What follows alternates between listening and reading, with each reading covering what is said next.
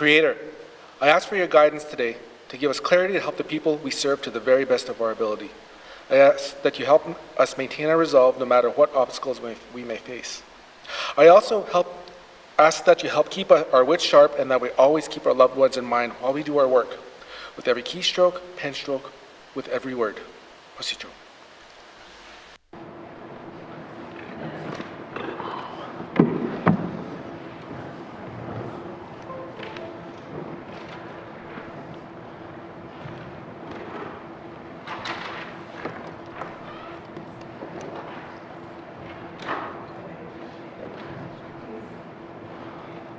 Minister statements. Minister statements. Minister responsible for municipal and community affairs.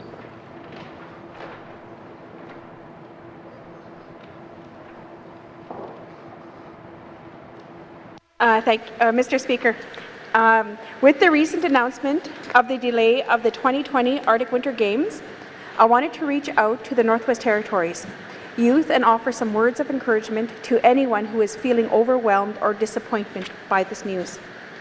As Minister responsible for youth, I want to point out that young people can accomplish many incredible initiatives when they are motivated and take charge. I would like to start by using the example of the Western Arctic Youth Collective Local 2 Global Community Exchange held in Nunavut on March 2nd to the 4th of this year. The organizers of the group were dedicated to young people, recently received an Arctic Inspirational Prize, which will help resources and highlight this event. It was a wonderful recognition of an inspiring effort by Northern youth. Mr. Speaker, the Department of Municipal and Community Affairs also has resources that can assist with youth initiatives, whether they are led by youth or youth supporting organizations. These include the N.W.T Youth Corps, including supporting for larger multi-projects, youth contributions designed for smaller one-time events, regional youth sport events, focused on school and communities to support tournaments in regional centres and in our smaller communities. Children Youth Resiliency Program that supports exiting or new programs intended to help younger residents with learning the basics of physical literacy and mental health resilience. There are also dozens of programs that the department supports through other organizations, which will include the Northern Youth Abroad, Western Arctic Moving Pictures, the Shenta Centre for Research and Learning, Foster Family Coalition, smaller and local regional projects through community governments and school agencies. I also want to encourage youth to consider the N.W.T Youth Ambassador Program. The program offers a guided and structured volunteer experience. Participants have the opportunity to develop life and job skills as well as to build the confidence necessarily to deal with complex life challenges. Later this spring, the department will be announcing a 2021 online event. Mr. Speaker, youth can reach out to any Municipal and Community Affairs office for more information on available opportunities. In closing, I want our youth to know that our communities and the Government of the Northwest Territories are here to support you.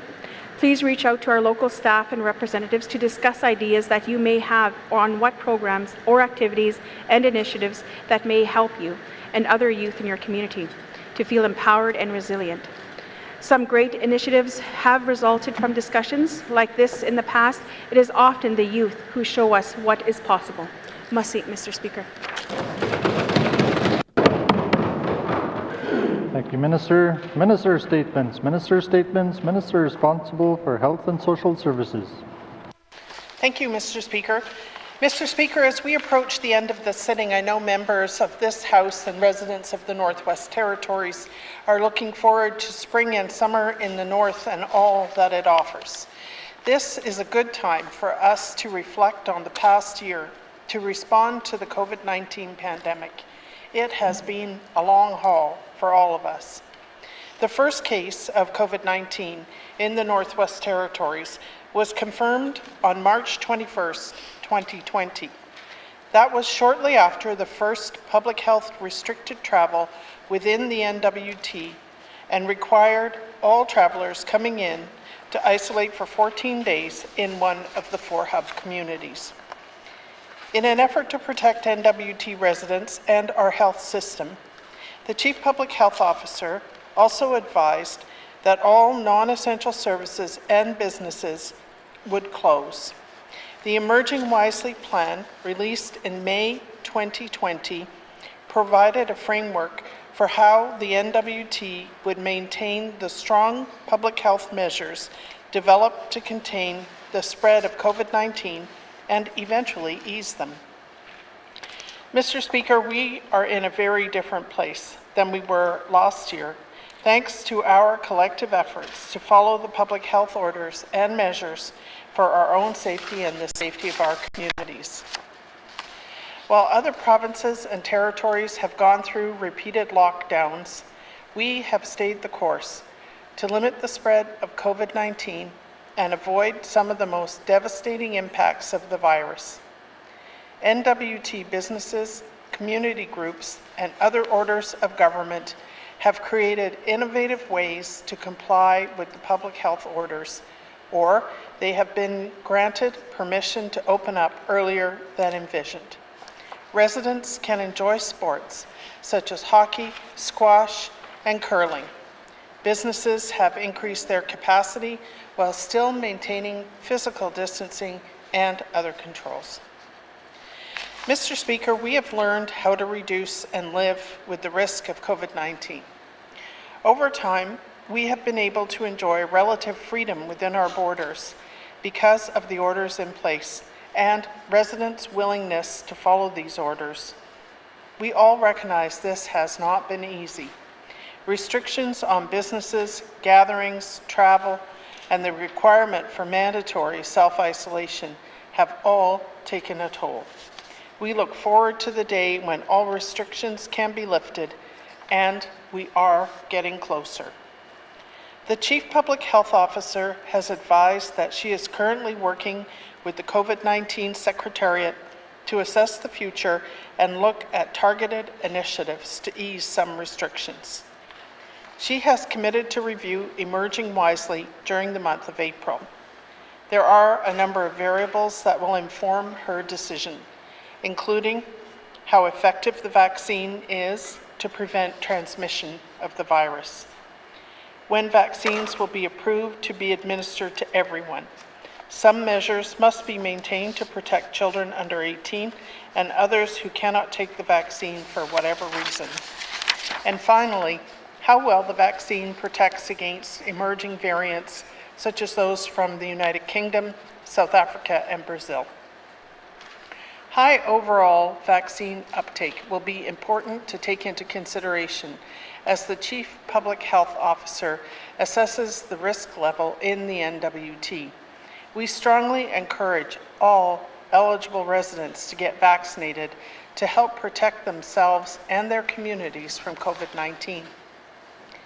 Mr. Speaker, as of yesterday, March 29th, over 23,722 people have received their first dose of Moderna COVID-19 vaccine in the N.W.T, and 13,933 residents have had both doses. Vaccine teams are currently going for third visits to many small communities to reach those who may have missed the clinics before or are ready to receive the vaccine now. All residents age 18 and over in all 33 communities across the N.W.T are able to book vaccine appointments. I anticipate a significant number of N.W.T residents will be fully vaccinated by the end of April, months ahead of many southern provinces. Having as many people vaccinated as possible is the key to moving forward. I am happy to be part of the group of N.W.T residents who are now fully vaccinated and would like to express my appreciation to the vaccination teams. Mr. Speaker, with a vaccine uptake between approximately 58 to 62%, we will require higher vaccine uptake in order to relax public health measures. That could mean larger groups of people getting together at home, at community gatherings, or at business locations. The Chief Public Health Officer will then look at how to modify the self-isolation requirements and travel restrictions while we watch how the rest of Canada manages the spread of new variants and the rollout of vaccine. While the N.W.T has responded effectively to date to protect N.W.T residents, we need to remember that we are still in the middle of a global pandemic. We will see more and more things open up this spring and summer nonetheless. Mr. Speaker, we still must maintain some measures to protect those who are not able to receive the vaccine. I urge residents to remain patient, to do their part and get vaccinated if they are able to do so, encourage friends and loved ones to get their vaccines, and to keep up those healthy habits we have adopted since the beginning. It is through these collective efforts that we have so far been successful in navigating COVID-19, and we will count on these efforts as we move forward. Thank you, Mr. Speaker. Minister statements. Minister statements. Minister responsible for municipal and community affairs.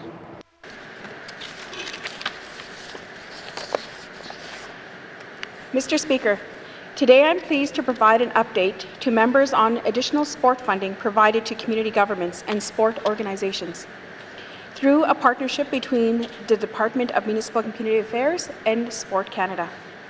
To date, the COVID-19 emergency support funding for sport organizations has provided a total of $1.8 million for communities and sport organizations in order to adapt their programs to meet public health requirements, train and prepare staff and volunteers, purchase specialized equipment, and most importantly of all, continue to offer sport and recreation programming for mental health and physical well-being of our residents. This is an increase of $263,000 above the $1.5 million I announced last fall. Mr. Speaker, many of our residents benefit greatly from the investment we made in sport and recreation. These additional investments supported by the Government of Canada are especially important for our elderly residents, those with disabilities, people living in isolation communities, and those who cannot afford program fees. The mental and physical benefit of participating in all types of physical activity, recreation, and sports are well documented. Those benefits include improved mental health, improved heart and lung capacity, better sleeping patterns, control over chronic disease like diabetes, reduce stress, and increase self-esteem. Sport and recreation investments are also important for leadership development by offering training for coaches and officials, developing role models, and by building administration and capacity for volunteer organizations. Mr. Speaker, the COVID-19 emergency support funding for communities and sport organizations has already supported many activities. I would like to share a few of those examples with my members today. In Kakiza, K-Gatu First Nation has built a 5-kilometer trail on the south side of the community for elders and all community members to get outside and enjoy the land. The trail is being used for walking, snowshoeing, snowmobiling, and ice fishing at the river. It also gives community members easy access to firewood to heat their homes. Families also have been gathering at the river for cookouts, fishing, and other cultural practices. Community members are very happy with the access to the trails and for the employment opportunities it's for the construction that provided to the community members.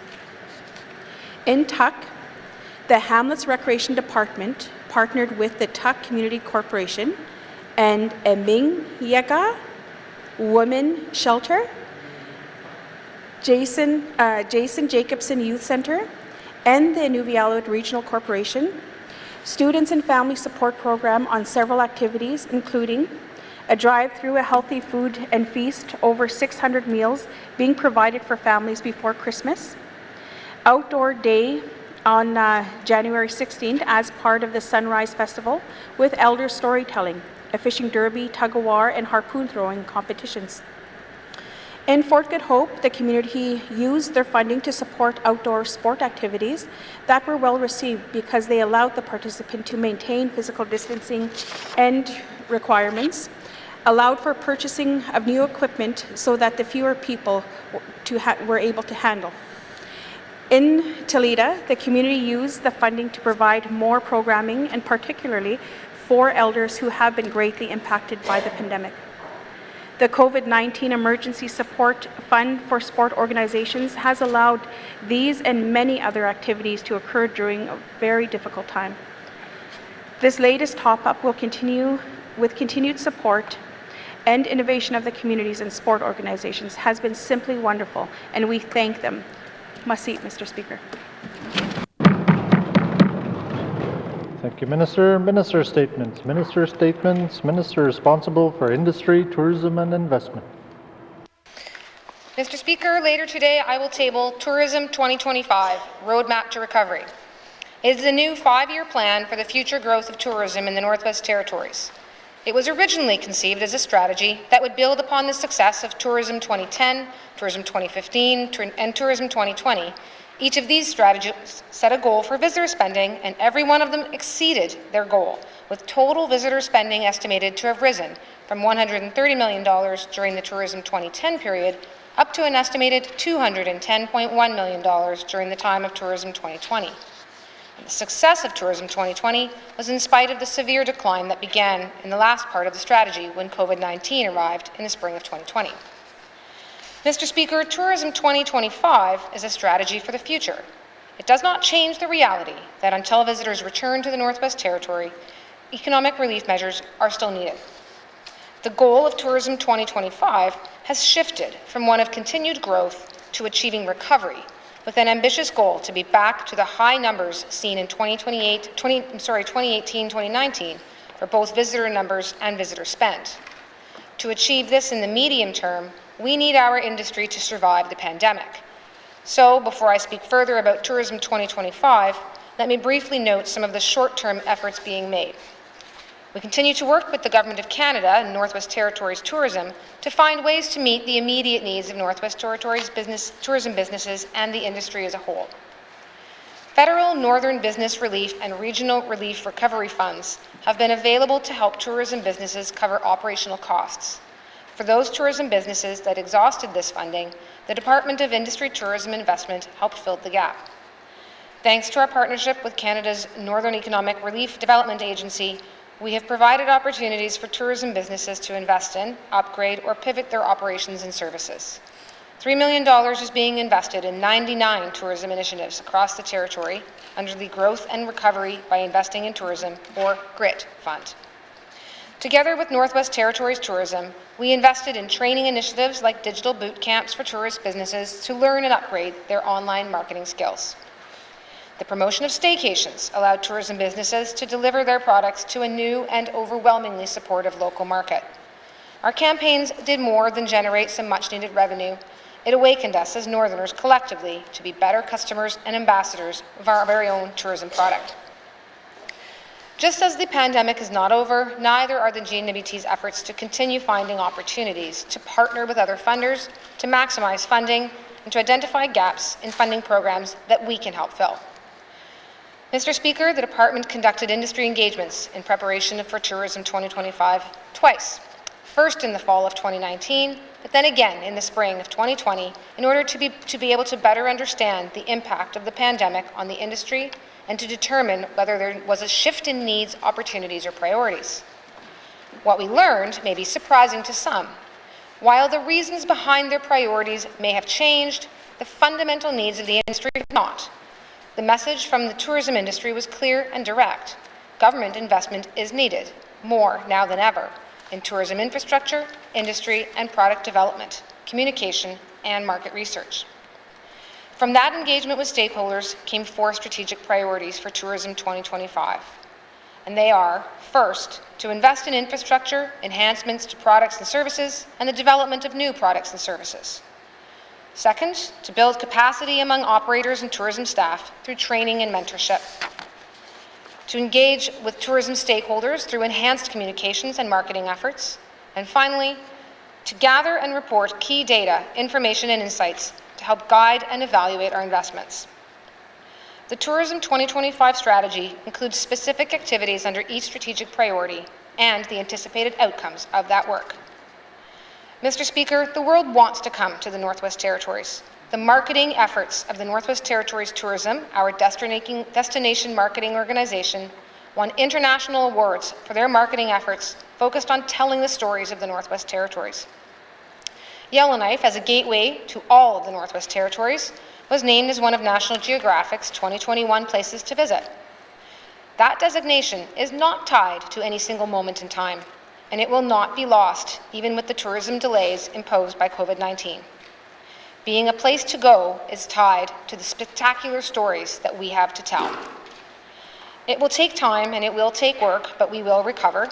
Our borders will open, and the Northwest Territories will once again take its place as a spectacular tourism destination. When we get there, and we will, Tourism 2025 Roadmap to Recovery will be in place to guide and grow our industry into the future. Thank you, Mr. Speaker. 1 second. Thank you, Minister. Very good time management. We finished 0 seconds on the clock. Minister statements, member statements, member for Haver South. Thank you, Mr. Speaker. Mr. Speaker, it has been just over a year since we entered the pandemic. It has been a year of living under orders established by the Chief Public Health Officer, orders that, for some, have limited business as usual in the N.W.T. Mr. Speaker, as we entered the pandemic, this government, along with the federal government, focused on addressing health concerns in order to ensure the safety of all citizens. As our borders closed, the negative impact on the economy and business became an immediate and harsh reality. There was little to no time for government to engage with business or spend months developing discussion papers on how to react. Timely decisions were needed to ensure immediate financial and in-kind support was provided to businesses that found themselves grounded and without a customer base. As businesses do every day, governments found they had to make decisions quickly, and to some surprise, they actually delivered. Mr. Speaker, from where I sit, I sense that this government is becoming complacent and may even be starting to look at this pandemic as coming to an end, which is far from reality. Although governments have provided financial support, businesses that continue to operate will now, more than ever, require both governments to be creative with additional and continued support if survival is expected. Mr. Speaker, this government is starting to roll back and eliminate some of the business supports, and I would caution that approach. As we now have somewhat of a track record and figured out how to respond in a timely manner, now is the time to engage with business and confirm what supports have worked, what supports need to remain in place, and what supports are required. Mr. Speaker, in saying that, it is important to remember that time continues to be of the essence in developing and implementing solutions if we expect businesses to survive. This may be as easy as letting more contracts, providing timely payments to northern vendors and contractors for goods and services purchased, or negotiating more contracts to ensure they remain in the hands of northern contractors. Whatever it is we have to do, we cannot take our foot off the gas pedal. Mr. Speaker, this government talks about lessons learned. I would ask each minister to consider those lessons and to build on what has worked and revise or eliminate what has not. But it has to be done quickly. Thank you, Mr. Speaker. Thank you, member for Haver South. Member statements, member for N.W.T. Mr. Speaker, mental health is critical health and well-being for our people. We all have felt the impacts of measures that keep the spread of COVID-19 under control. Symptoms like anxiety, depressive disorders are said to be increased, in particular our younger adults. Mr. Speaker, some people even ask the vaccine to deal with mental health side effects from COVID. I'm concerned, Mr. Speaker, that in the riding of N.W.T. in the Beaufort Delta, there are lack of mental health support, particularly in Inuvialuit men and our youth. The struggle that results from residential schools is not over. The impacts are still felt. Housing in small communities are limited. Some homes are crowded, which adds extra stress, frustration, that could lead to anguish and addictions. Sadly, food insecurity, poverty are no strangers to residents. Pursuing traditional activities or going to on the land to have to very expensive and difficult to afford. Mr. Speaker, mental health is not a luxury. Our communities are small. We have limited health resources. Social workers, doctors, and counsellors are often based in other community, usually in Nunavut, that can make access difficult for some residents in the communities. Online programs such as mental health first aid or confidential online chats through N.W.T Healthline and Facebook are important for Northerners. Mr. Speaker, this government has to get serious about reconciliation. It needs to be more aggressive, an action plan of mental health supports for our communities. Reconciliation needs to be planned and planned action to increase in support in this crisis response, intervention and healing, mental wellness and services that's needed included in the culture and language of our people. We draw on the wisdom of our elders, Mr. Speaker. It's relevant, culturally relevant. I will have questions for the Minister of Social Health and Social Services at the appropriate time. Thank you, Mr. Speaker. Thank you, Member for N.W.T. Member statements. Member statements. Member for Great Slave. Thank you, Mr. Speaker. Mr. Speaker, in my statements, I've touched upon many areas of importance to me: addictions, infrastructure, and our resource sector, to name a few. However, one topic I haven't touched upon that is near and dear to my heart is jewelry, and more specifically, earrings. Those who follow me on social media, and like everyone in this chamber, likely everyone in this chamber, are already aware of this passion, or should I say obsession of mine with earrings. This obsession only arose over the last year as I didn't have much use for them in my previous life. And I'd like to thank my colleague, MLA Cleveland, who first encouraged this burgeoning passion of mine by introducing me to the work of her friends or suppliers, such as Jessie Lafferty and Naomi Burke, who along with Sheena Yakalaya were some of the first Northern artists I purchased from. As we entered the pandemic and money became tight for many, I realized I had a great opportunity to help Northern artists by showcasing their work. I also saw how non-traditional earners and home-based businesses were quickly falling through the gaps in federal COVID relief programs, and people, particularly women, were struggling. As a result, I started purchasing more and more earrings and featuring photos of them online, tagging the artists wherever I could. Since then, I've seen friends in Saskatchewan and British Columbia sporting amazing pieces of Northern wearable art, and I feel the effect that I can have in this role. Social media has proven to be, and will continue to be, a powerful tool to help spread the work of our amazing artists beyond these territorial borders. As the year progressed, I realized I was personally reaping an amazing benefit from my earring obsession. I was connecting with an amazing group of people, generally women, who were teaching me about their traditional arts, cultures, and ways of life. Through social media, I've been allowed a glimpse into the lives of residents in all corners of our territory, and I have made lasting friendships. Friendships I would never have forged if it hadn't been for a small piece of birch bark or hide adorned with beads. One thing my parents always stressed to me was the importance of being a lifelong learner, that every experience brings with it an opportunity to learn and grow. Since the beginning of time, humans have used art to express themselves, tell our stories, and to educate. I wanted to use my time today to say thank you to all our amazing Northern artists who continue to persevere despite tough times to create the pieces they love, including Great Slave constituent Sana Ashok, who made the earrings that I am wearing today. Mr. Speaker, I will have no questions for Cabinet today. Rather, I take this moment to encourage them to support an artist in their region by purchasing a piece of art today. Thank you. Thank you, Member for Great Slave. Member statements. Member statements. Member for Thabacha. Thank you, Mr. Speaker. Mr. Speaker, last week on March the 23rd, I had the inspiring opportunity to visit the Tolson Hydro Dam for the first time. Since visiting the dam, I feel I've begun to truly appreciate and better understand the need for further investment into this type of infrastructure for the future. It has occurred to me that this expansion project is likely one of the most important infrastructure projects that the N.W.T has ever considered.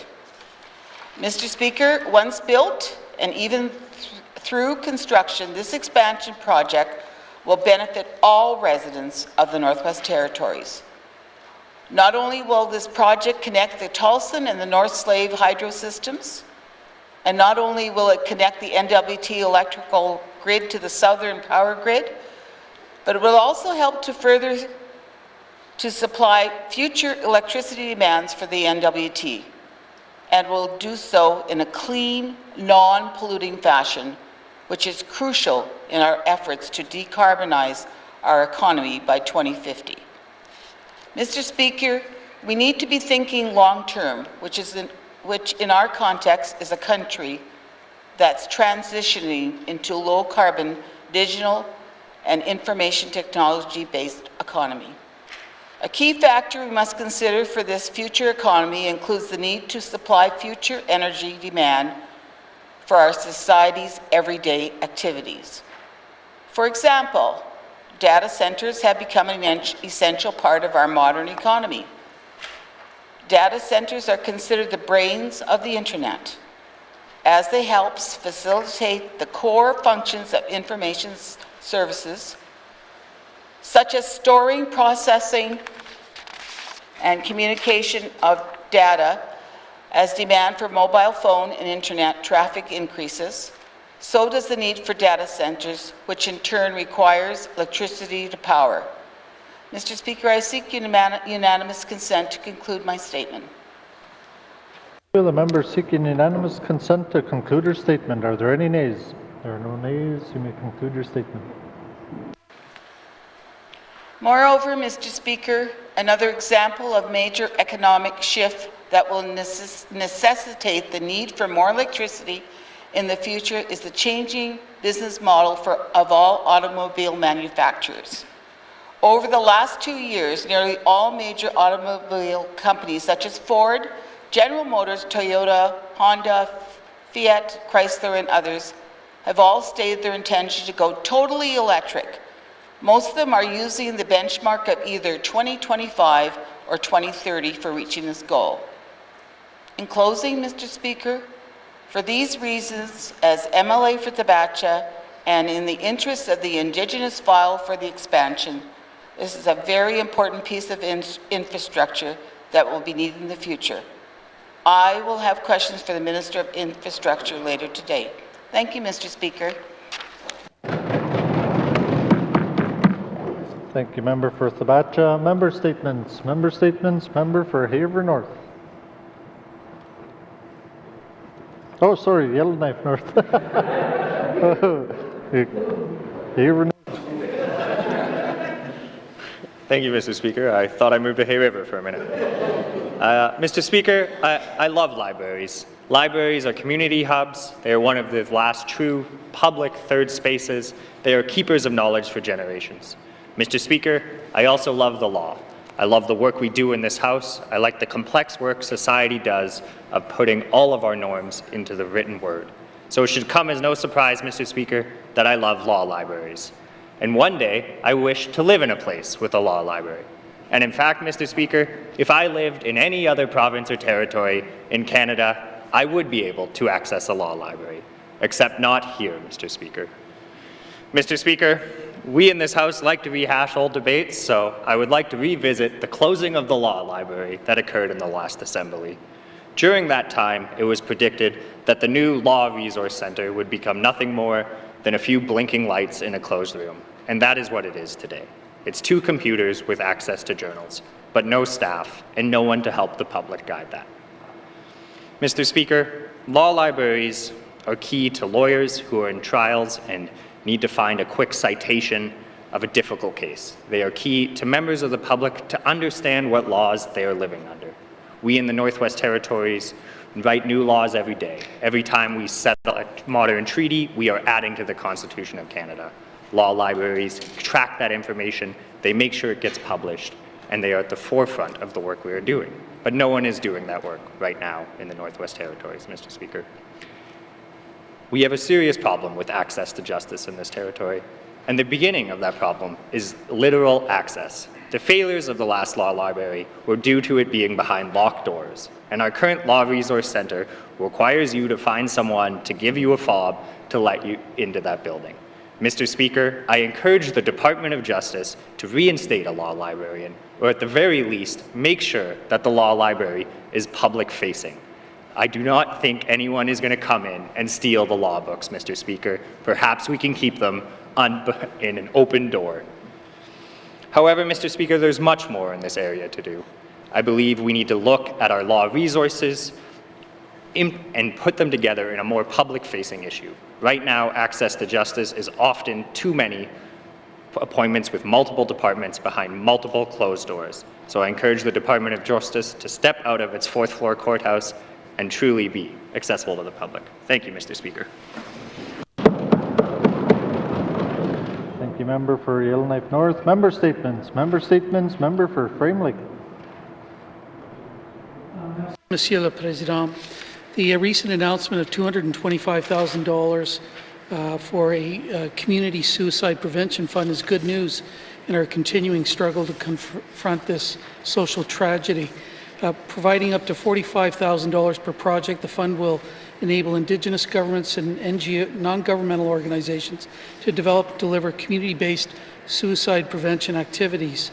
The announcement stressed an approach through programs that are, quote, culturally safe and support the prevention of suicide by increasing community wellness and reducing stigma, end of quote. The announcement further said that the fund will prioritize projects that demonstrate a community development approach to suicide prevention, awareness, and stigma reduction. That's all good stuff, Mr. Speaker, but it prompted a constituent of mine to write with her family experience of suicide, including factors of stigma, lack of intensive counseling, especially at the small community level, and follow-up after actual suicide attempts. My constituent stressed the need for continuing care after a suicide crisis is key to preventing chronic personal cycles of suicide attempts. Individualized aftercare plans and better family supports are needed. There are programs in place.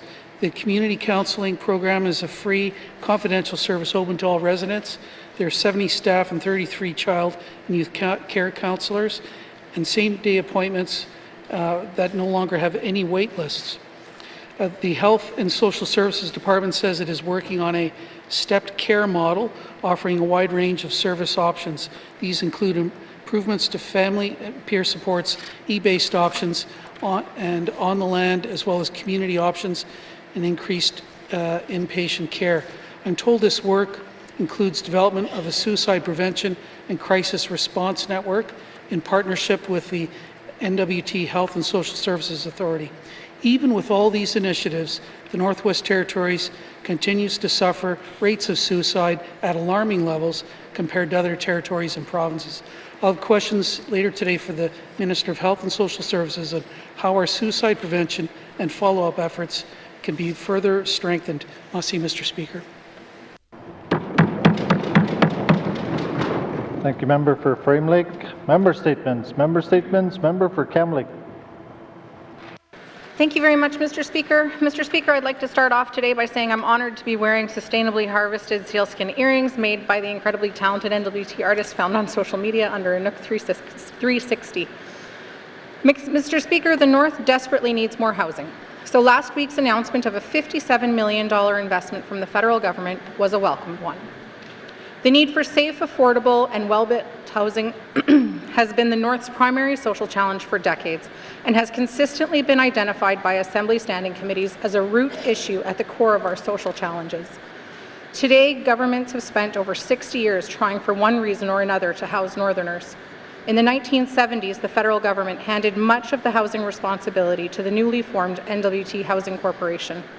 In the 50 years since, we see policies and programming that operate largely the same as those created by the federal government years ago.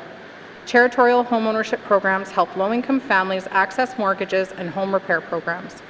These programs were introduced decades after the federal government housing programs pushed homeownership through the Matchbox Home Housing Loan Program and the Northern Rental Purchase Program, where residents purchased old rental stock. With variations of the same programming operating today, many of the same issues for homeowners still exist. In 2021, it is still not clear if current housing delivery and policy development is guided by the unique needs of the North or the federal government's perception of Northern housing.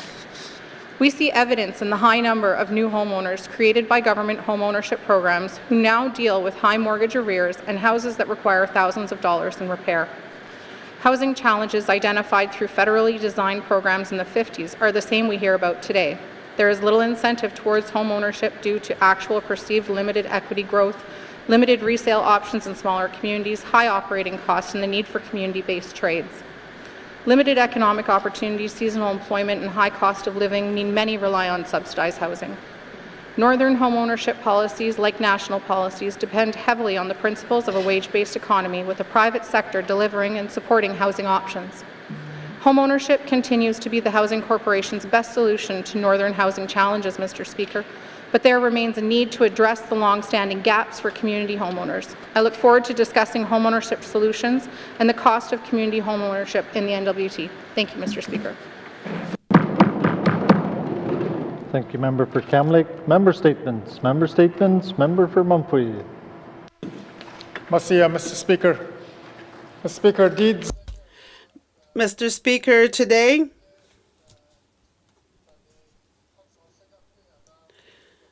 I'm going to speak on electricity in my region. Right now, YELLOWKNIFE doesn't have electricity to their community. They only have power by diesel generator, and it has stopped so many times for over 20 hours. And the residents of YELLOWKNIFE are very concerned, so I want to make a statement regarding that. Speaker, last month the community of YELLOWKNIFE suffered a major power outage. It lasted unbelievable, well over 20 hours. It was a level 3 power failure, the Power Corporation's highest level of emergency. The culprit of the community's out-of-date diesel generators. Mr. Speaker, there's a solution to a risky state of affairs at the YELLOWKNIFE power station. It's to get rid of those old generators and hook up the YELLOWKNIFE to a snare hydro grid. But Mr. Speaker, the department simply is not doing that. Mr. Speaker, there's sad irony in all of this. Get this, Mr. Speaker, YELLOWKNIFE is the closest community in our entire territory to the snare hydro complex. It's right around the corner, a mere 40 kilometers away. Yellowknife, on the other hand, which is on a snare hydro grid, is 4 times the distance, and they're on the system. Mr. Speaker, the minister has offered to replace the worst of YELLOWKNIFE's 3 alien diesel generators. According to my people of YELLOWKNIFE, that's not good enough. The YELLOWKNIFE people are starting to make a lot of noise towards this. There needs to be a preventive measures, Mr. Speaker. We need to prevent from these type of events happening in the future. Just consider if it was minus 50, minus 60. Good thing it was minus 15, minus 20 at that time.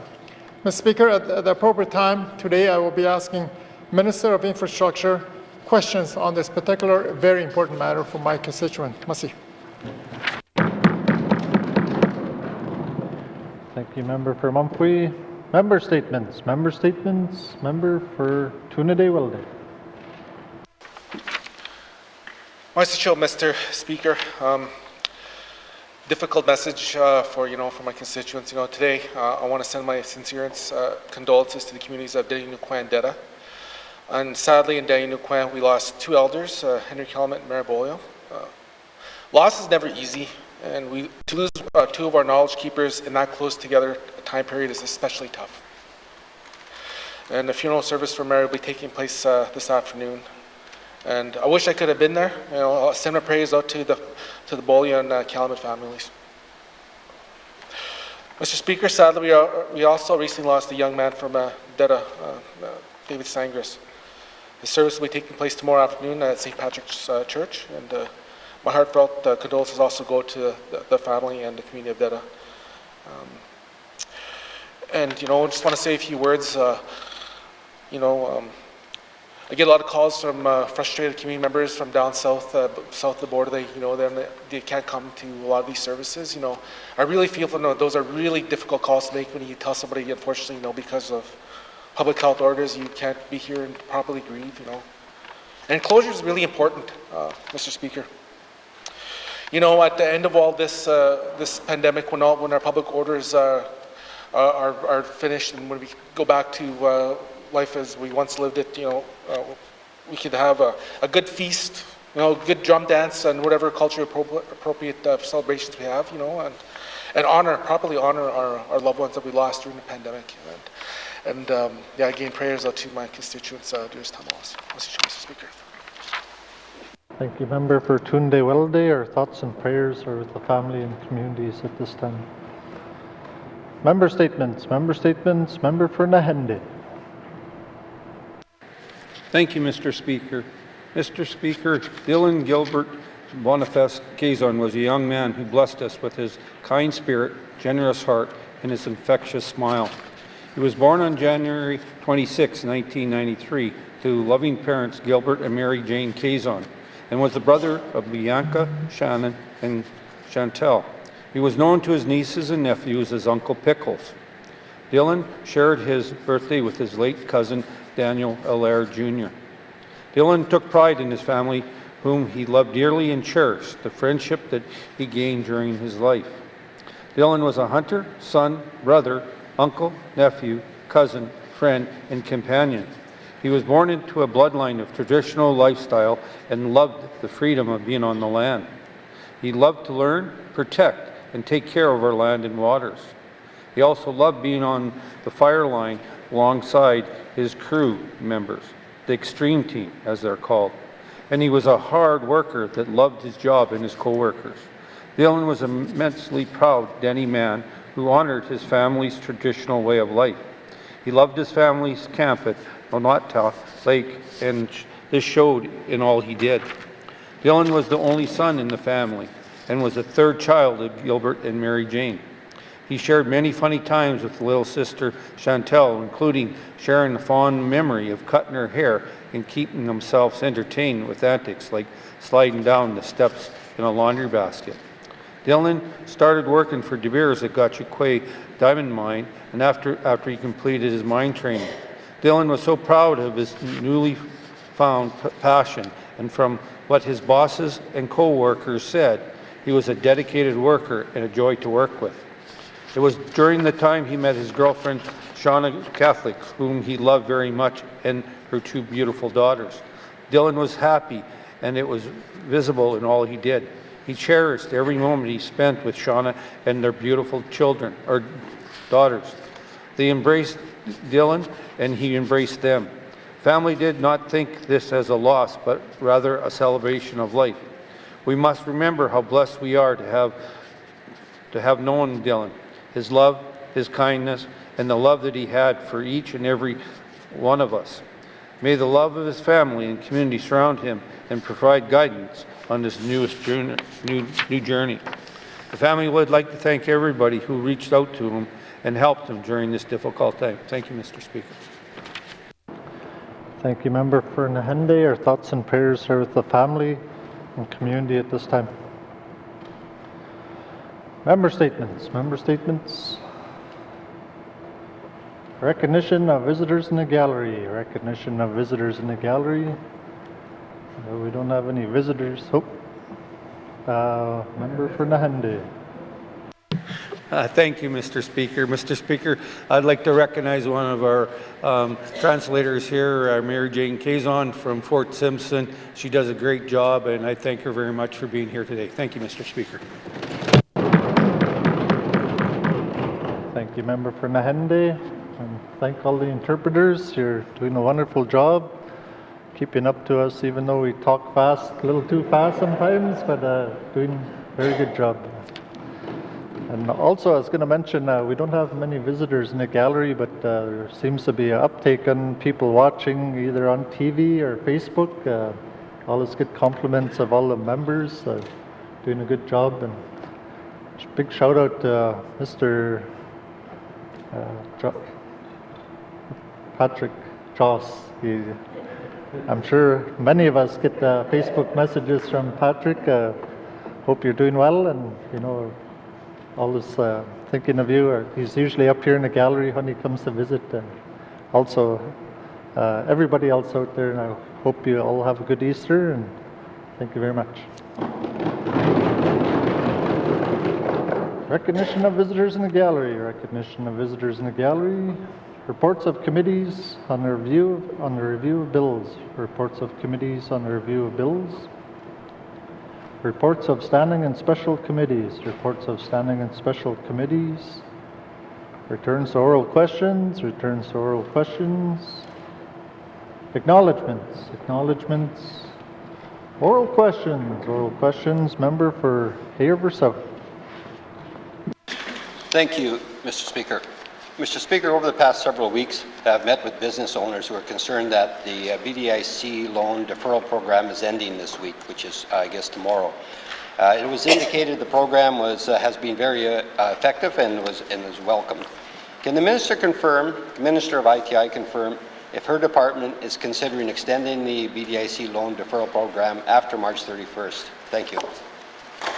Thank you, Member for Hay River South. Minister responsible for Industry, Tourism and Investment. Thank you, Mr. Speaker. Mr. Speaker, it was already some time ago that there was conversations happening within the BDIC around what to do with the loan deferral program. And the option that we took was one of reaching out, in fact, to every single one of the 139 loan clients who had their loan payments deferred. And in doing that, they were able to better tailor the response such that quite a number have actually begun to resume their regular payments. And of the remaining 76, in fact, who had requested some further reductions or deferrals, they were able to tailor-make the program to either defer or to reduce payments, or essentially otherwise to be really business-specific and client-specific in their response rather than a blanket referral. Thank you, Mr. Deferral. Sorry, thank you, Mr. Speaker. Thank you, Minister. Oral questions. Member for Hay River South. Thank you, Mr. Speaker, and that's good news for businesses. Businesses are also concerned that the interest rates charged by the BDIC are higher than those currently charged by the banks. A good reason for it, I guess, but can the Minister confirm if the BDIC would consider reviewing current interest rates charged to clients and potentially reducing it retroactive to the beginning of the pandemic and at least for the duration of the pandemic? Thank you, Mr. Speaker. Thank you, Member for Hay River South. Minister responsible for ITI. Thank you, Mr. Speaker. Mr. Speaker, interest rate reductions certainly are a little bit more complicated, and that would, that's really a lot of the way in which the BDIC generates the funds on which it relies to actually run the programs that it provides and to provide the loan portfolio that it currently has. So it's a fairly delicate balance. That's not something that is right now being looked at. That said, obviously, as a recovery, we move into a recovery stage and continue to go through the recovery stage. BDIC, as I just said in my last response, continues to be quite client-oriented to being and looking at specific ways of solving issues and solving problems. So I'm confident that if that is an option that's available to them, that they'll look at it. But again, with the caveat that that's an area that is one that really has to be fairly delicately balanced. Thank you, Mr. Speaker. Thank you, Minister. Oral questions. Member for Hay River South. Thank you, Mr. Speaker. Mr. Speaker, some of the BDIC clients have had limited or no revenue over the last year due to the pandemic. Yet they are required to pay interest and interest and principal amounts on equipment that's not generating any revenue or assets sitting idle. Considering that the BDIC is a developmental lender, will the Minister consider having the BDIC waive some of the interest accrued on BDIC loans as a supportive initiative for those businesses impacted by the pandemic? This would allow them to, hopefully, the ones that require the help to survive this, probably another year of slow business. Thank you, Mr. Speaker. Thank you, Member for Hay River South. Minister responsible for ITI.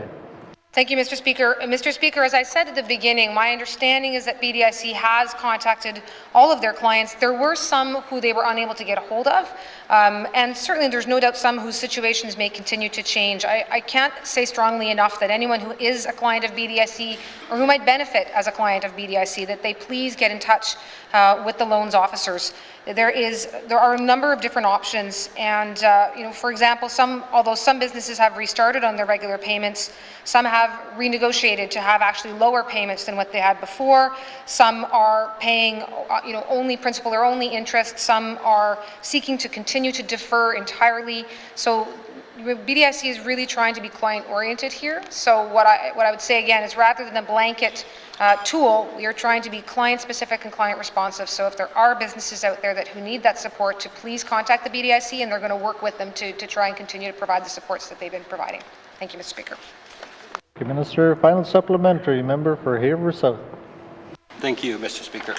Mr. Speaker, there's some concern whether or not all or most existing business supports put in place at the outset of the pandemic will continue or end, at March 31st or sometime thereafter. Can the minister give us some idea what business supports will continue in place and which ones will be eliminated? Thank you, Mr. Speaker. Thank you, member for Haver South. Minister responsible for ITI. Thank you, Mr. Speaker. Mr. Speaker, there's actually quite a complex network of supports, I would say, both from the federal government, some from the N.W.T, and many through the support of both levels of government. Right now, it's really only the GRIT program that is certainly sunsetting. A lot of the other programs were filling in of gaps or topping up of programs. So it is certainly our effort and our intention to continue to do that into the new fiscal year. A lot of things became available in the latter part of this fiscal year when there was awareness, for example, that some businesses needed bookkeeping support. So running that program up so that those who needed it could get those supports to apply for further funding. As much as can remain in place will remain in place, and as the new year gets off and as we have a federal budget later this month and finding out what's coming out there, I'm very confident we're going to continue to do what we've done over the last year, which is to fill gaps and to top up and to find areas that aren't otherwise being addressed and continue to address them. So again, there's no intention to stop supports. It's a matter of figuring out as the pandemic progresses what we need to do. Thank you, Mr. Speaker. Thank you, Minister. Oral questions. Member for Mumfui. Mr. Speaker.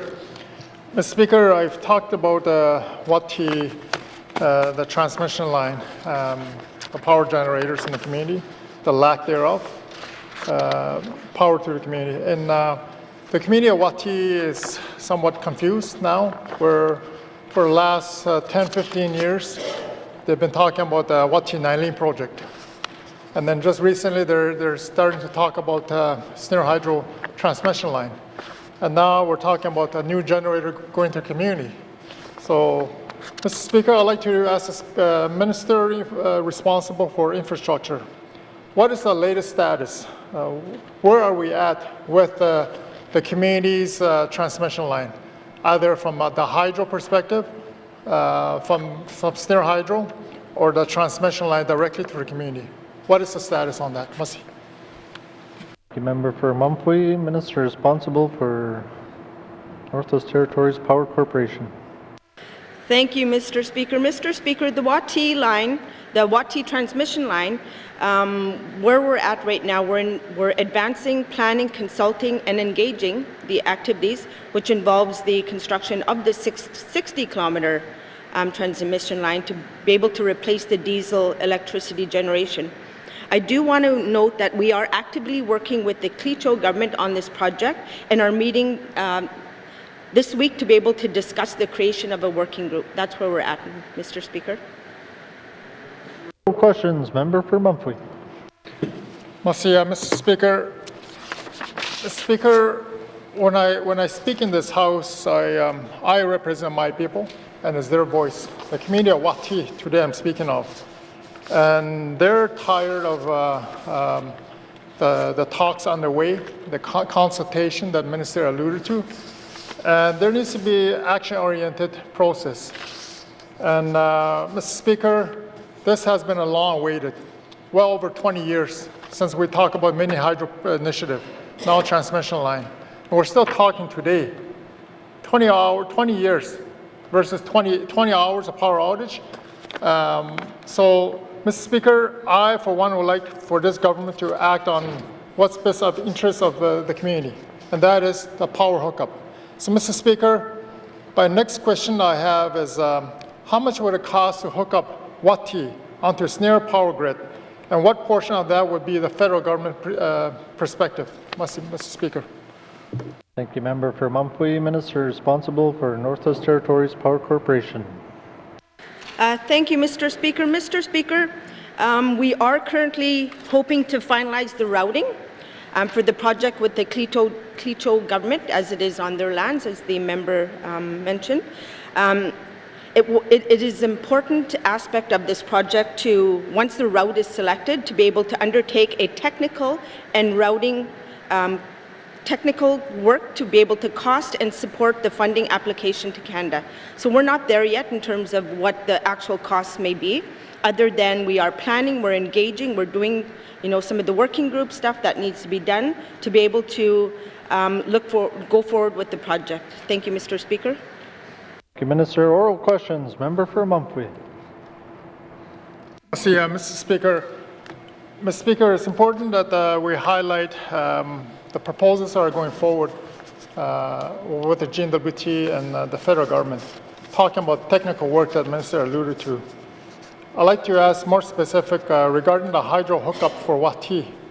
What technical work needs to be completed for this government to finalize its application to investing in Canada infrastructure program, Mr. Speaker? Merci. Thank you, Member for Mumphy. Minister responsible for Northwest Territories Power Corporation. Thank you, Mr. Speaker. Mr. Speaker, I may have to get back to update the technical work regarding the route. It is, at the early stage of where we're at with the planning, so it's hard for me to be able to speak technically about this issue without, understanding a little bit more on what it would take. Thank you. Mr. Minister, oral questions. Final supplementary. Member for Mumphy. Merci, Mr. Speaker. Mr. Speaker, Minister touched on formation of a working group to deal more specifically for a Y.E.L.K.N.I.F. transmission line project. And I'd like to know when that will be established. And during the life of the 19th Assembly, we still have 2.5 years. Obviously, I'd like for this to be expedited because the community wants to prevent this from happening, the 20 plus hours power outage. So could we expedite the process of establishing the working group and during the life of this Assembly, a proposal being submitted to federal government? Is that possible, Mr. Speaker? Must. Member for Mumphy, Minister responsible for NTPC.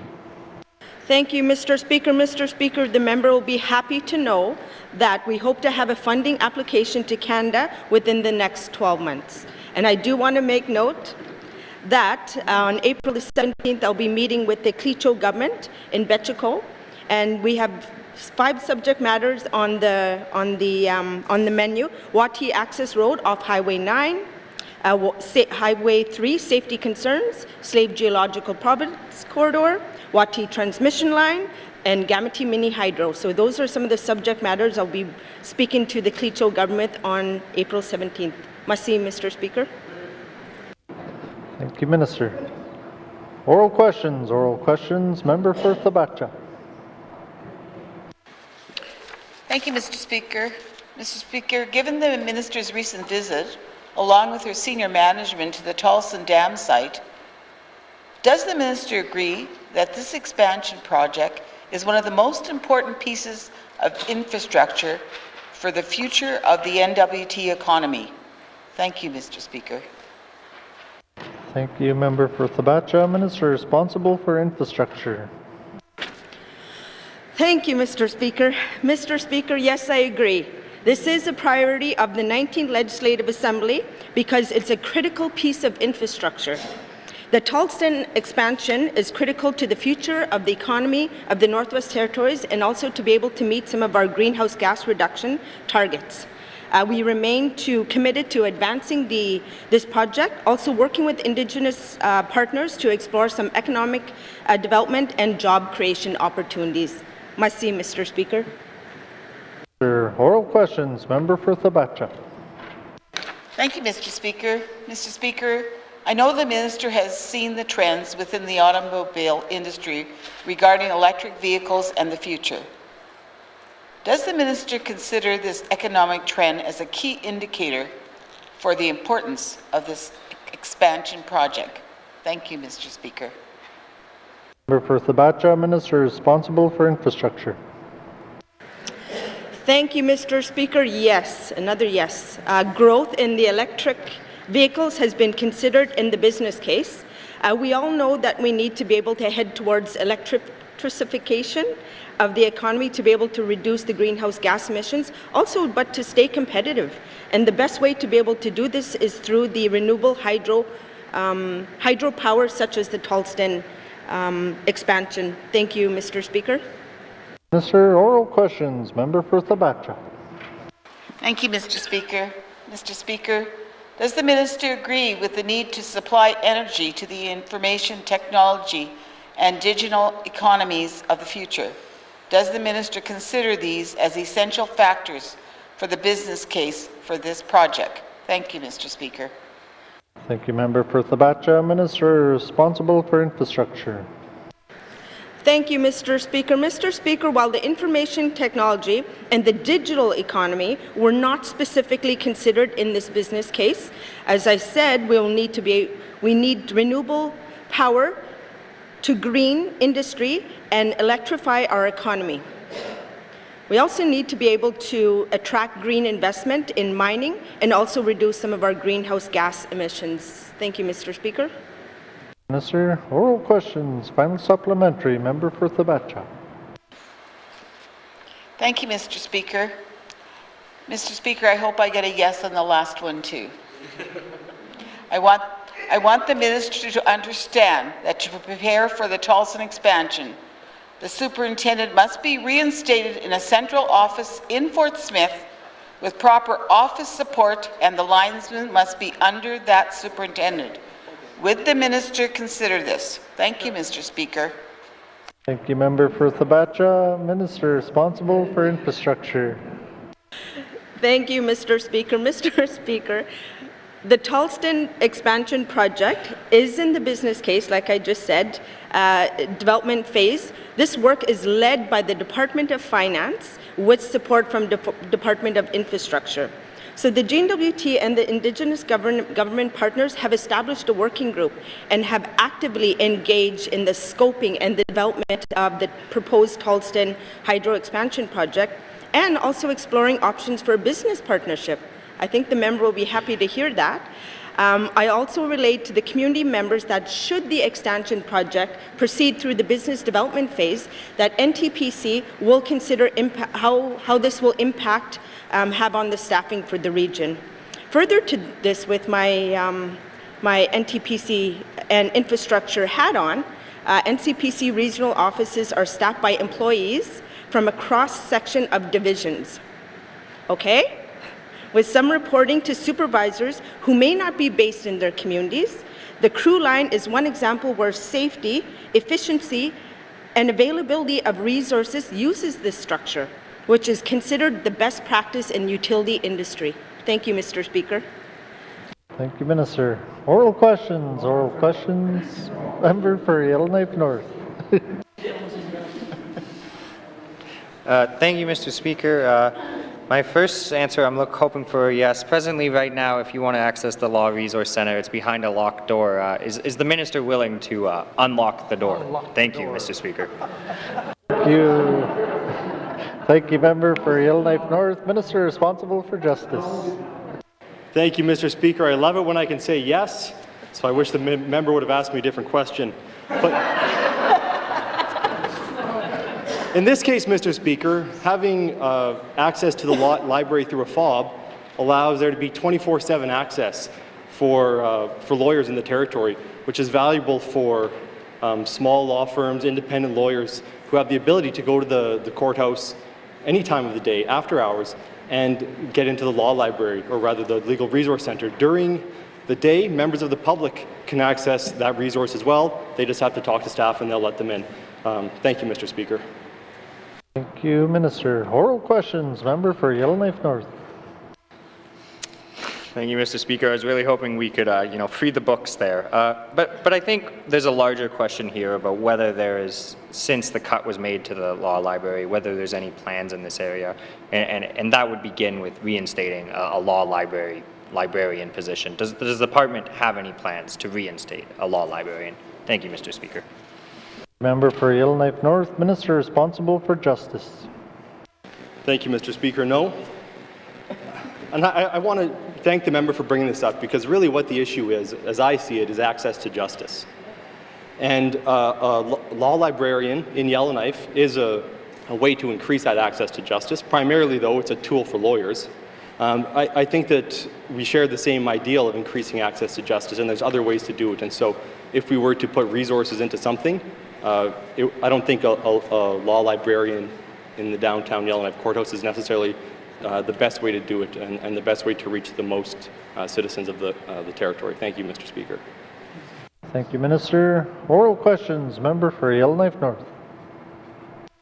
Thank you, Mr. Speaker. And I tend to agree with the minister, but my concern here is that we seem to have no plans in this area to increase access to justice. Right now, I know we've done some good work. We have one outreach lawyer.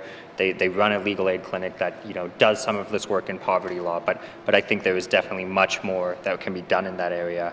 And I think it starts by having it be a more public-facing law center, one where people can find access to resources. Is there any plans to expand our current legal aid outreach clinic so that perhaps people looking for information can start there? Thank you, Mr. Speaker. Thank you, Member for Yellowknife North. Minister responsible for justice.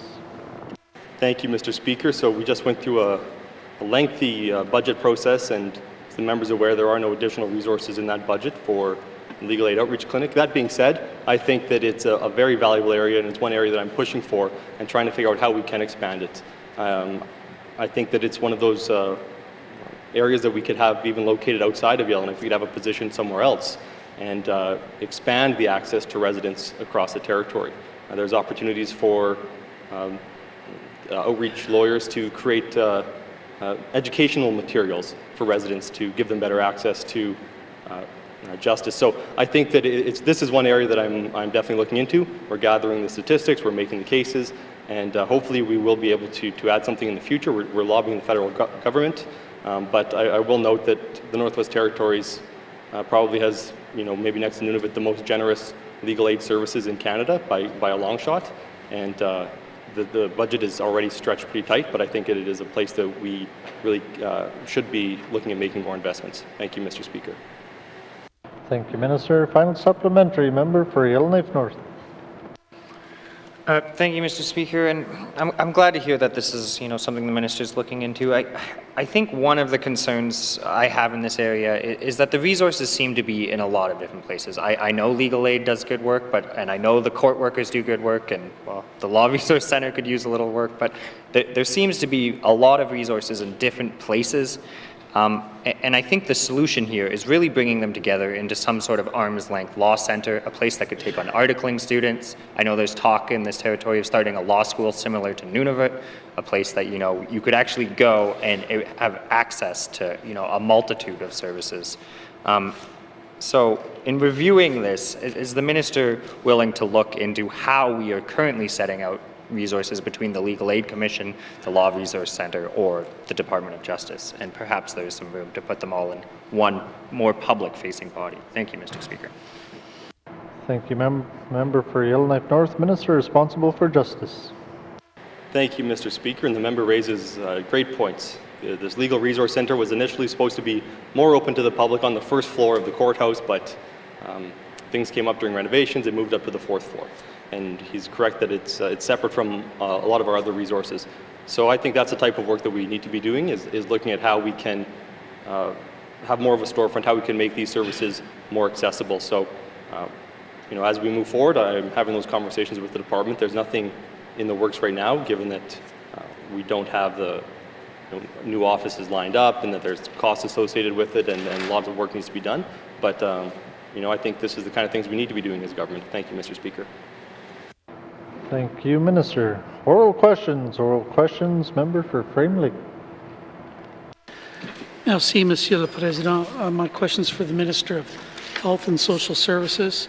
In my statement, I outlined some of the good work her department is doing on suicide prevention, but I also pointed out some issues around aftercare as highlighted by a constituent with personal experience. Can the Minister tell us whether it is normal practice to develop an aftercare plan for individuals who have attempted suicide, how such plans are monitored, and what support is available for affected families. Merci, Mr. Speaker. Thank you. Member for Frame Lake, Minister responsible for Health and Social Services. Thank you, Mr. Speaker, and thank you to the member for Frame Lake for the question. So, once a suicide attempt has taken place, the first step is to assess whether the person requires medical treatment, and as part of the medical treatment, whether the person would benefit from being certified under the Mental Health Act. That would be the hospital route. The non-hospital route is to speak with the individual, determine that admission to the hospital is not necessary, and then do a risk assessment with them. When it's deemed safe for the person to leave the hospital, they take with them a safety plan that includes community-based supports, as well as a referral to follow-up services such as a community counseling program and or psychiatry. Psychiatry wait times for urgent cases are 1 to 2 weeks. These plans are individualized based on need, but it's important to know that it's up to the person to follow through with these plans and access the supports and services. If the person has not been assessed in need of hospitalization, then there isn't a way for the Department of Health and Social Services to impose treatment on that person. It needs to be driven by them, and our role is to make sure that they have a full understanding of the supports that are available to them. Thank you. Thank you, Minister. Oral questions. Member for Frame Lake. Merci, Monsieur le Président. I want to thank the Minister for that. I guess I'm just not sure that someone who's attempted suicide is always in the best, or in a place where they can accept that kind of advice, and doesn't seem to be, I think, enough support for families, and that's what my constituent has said. But regarding the implementation of the step care element of the mental wellness and addictions recovery plan, can the Minister say how the proposed measures will emphasize follow-up on suicide attempts to really improve aftercare and support for families? Merci, Mr. Speaker. Thank you, Member for Frame Lake. Minister responsible for Health and Social Services. Thank you, Mr. Speaker. Mr. Speaker, the step care approach is not specifically focused on suicide. It's about providing a seamless pathway of care to individuals who are looking for it. So there is a focus, of course, within this, particularly on mental health and addictions. What this approach has enabled us to do is to eliminate waiting lists for care. The care is provided as needed, so it's possible to get a same-day appointment, and if you need another appointment tomorrow, you can come back tomorrow. So there isn't this old-fashioned way of making a block of appointments once a week for several weeks. The other thing that the step care approach does is link the individual with other supports within the system. As I say, the idea is a seamless pathway approach to care where the person is hooked up with both formal and informal supports, traditional and non-traditional supports, so that they can take advantage of those. The other part of this, I beg your pardon, is an online presence that has to do with apps. So we have a relationship with the Strongest Family Institute, which provides care for families who have children and young people. There's also another app coming right away, which is for young people, where they can text and email to the service provider and obtain support that way. So what we're trying to do here is provide a spectrum of supports. We recognize not everybody wants to use an app, but then again, not everybody wants to sit in a counseling office. So we're trying to provide a variety of supports here to support people to obtain and maintain their good mental health. Thank you. Thank you, Minister. Oral questions. Member for Frame Lake. Merci, Monsieur le Président. I want to thank the Minister for that.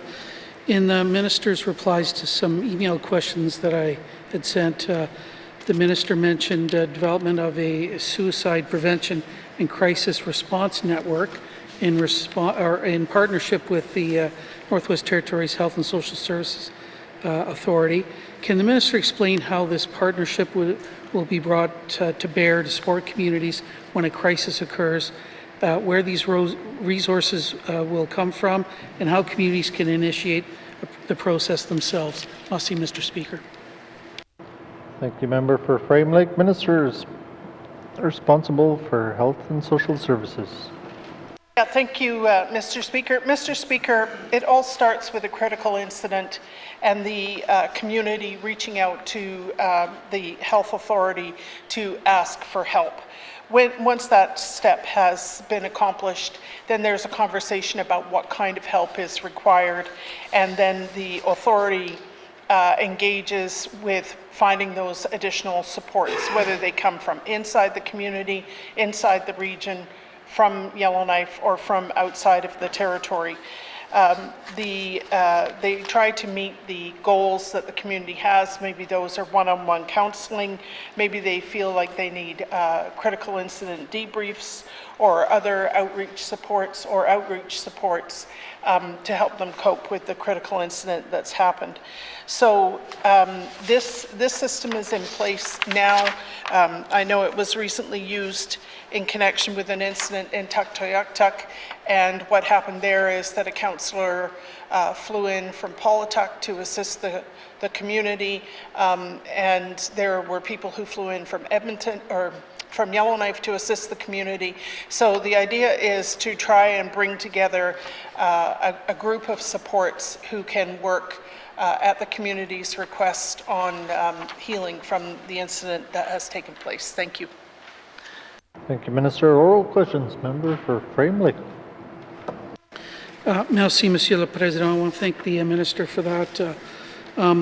So I know the Minister recently announced a Community Suicide Prevention Fund at $225,000 total, and up to $45,000 per project. So, but that would really only help maybe up to 5 communities.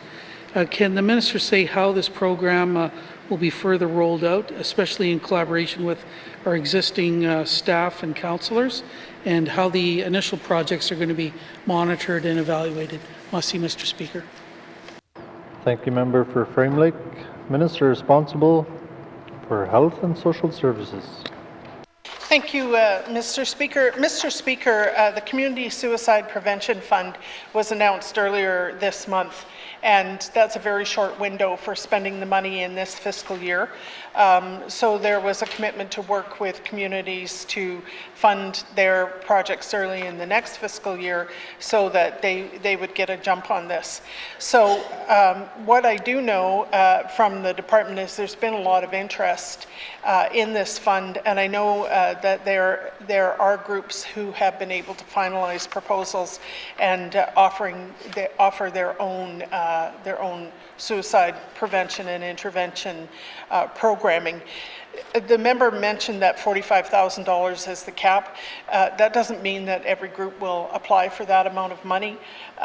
Some of the proposals that have come in are for significantly less money than that. So our hope is that more than 5 communities will benefit. But having said that, this is a brand new fund, and we need to test it out to see if it is the right amount of money, and if it needs more money, then we're going to need to talk to Health Canada about more money. So it's important for the community-based organization, whether it's an Indigenous government or a nonprofit or a community government, to work with local counseling teams to plan the activity that they want funded, and to make sure that there's support and connection there for the most effective program delivery. What the department does is focus on the uptake, how many people participated and what did they themselves report as outcomes. Because these are community-based projects and each one can be different, the department is not planning to formally evaluate each of the projects. So what we know is about suicide prevention is to increase protective factors and address risk factors, and my hope for this fund is that the money will do both of these things. Thank you. Thank you, Minister. Oral questions. Oral questions. Member for Kamloops. Thank you very much, Mr. Speaker. Mr. Speaker, in the 2007 Auditor General's report on housing, it was found that about 71% of N.W.T. Housing Corporation mortgages were in arrears. And so I'm wondering if the Minister of Housing can let us know what the average annual cost of home ownership mortgages are to the N.W.T. Housing Corporation, and including any maintenance or repair costs that the N.W.T. Housing Corporation funds as well. Thank you. Thank you, Member for Kamloops. Minister responsible for Northwest Territories Housing Corporation. Thank you, Mr. Speaker. Presently, we have 321 mortgage files. 103 of them are we are receiving payment, and 218 are in arrears. 3 of those are in Yellowknife. For the upcoming year, the Housing Corporation plans to invest $5 million into home ownership programming to support private homeowners with their home needs and repairs. The Housing Corporation also is contributing to the assistance for contributing assistance for residential enhancement care program, $2 million. Care maintenance program, $872,000. Fuel tank replacement for homeowners, $500,000. Providing assistance for territorial home ownership, the PATH program to home ownership, $75,000. Securing assistance for emergencies, $1.5 million. Seniors aging in place, retrofits and repairs, $800,000. And we're looking at the loans that are given out as well too, and considered to be forgivable loans that are not payable back to the Housing Corporation if the grants and the conditions are met. Thank you, Mr. Speaker. Thank you, Minister. Oral questions. Member for Kamloops. Thank you very much, Mr. Speaker. Mr. Speaker, can the Minister also confirm what the annual operating cost is per public housing unit in the Northwest Territories? Thank you. Thank you, Member for Kamloops. Minister responsible for housing.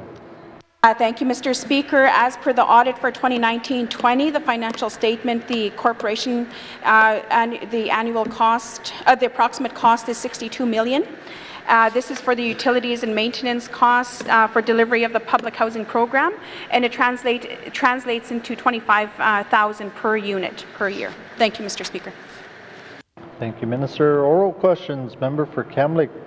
Thank you very much, Mr. Speaker. Mr. Speaker, does the Minister have any ideas of what the leading causes of mortgage arrears are in the Northwest Territories, and how the Northwest Territories Housing Corporation intends to address these challenges through their homeownership programs? Thank you. Thank you, Member for Kamloops. Minister responsible for housing. Mr. Speaker, the Housing Corporation continues to work very closely with our tenants and supports the collection of rental and mortgage arrears, including developing affordable repayment plans and counseling as well too. As a result of this work, the Housing Corporation maintains a high collection rate of 90%. In the 21-24 corporate business plan, we continue to maintain that. We continue to make a commitment to maintain that amount to 90% of annual rental collection rates. The Housing Corporation is discontinuing to be providing repayable mortgages for loans that were established in 2007. Since 2007, the Housing Corporation also continued to collect on these old legacy files. The work also involves entering into affordable repayment plans where necessary with existing mortgage clients. Thank you, Mr. Speaker. Thank you, Minister. Final supplementary. Member for Kamloops. Thank you very much, Mr. Speaker. Mr. Speaker, I'm wondering if the Minister can speak to how the N.W.T. Housing Corporation is driving the changes needed for communities to have affordable access to building material repair and maintenance within all communities of the Northwest Territories. Thank you. Thank you, Member for Kamloops. Minister responsible for housing. Thank you, Mr. Speaker. This is a question that was asked throughout the trips that the Housing Corporation did make prior to September of last year. We are looking at providing building materials at our local housing authorities to support private homeowners and smaller communities. Thank you, Mr. Speaker. Thank you, Minister. Oral questions. Oral questions. Member for N.W.T. Thank you, Mr. Speaker. Today, my questions were for the Minister of Health and Social Services. providing mental health services across Delta and my riding of N.W.T. Can the Minister provide me with an update on activities supporting mental health that will take place in our small communities, including the N.W.T. region this year? Thank you, Mr. Speaker.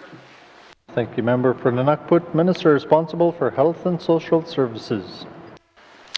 Thank you, Mr. Speaker. Mr. Speaker, particularly in N.W.T., it's my understanding that there are child and youth care counselors in place in the schools to assist children and youth.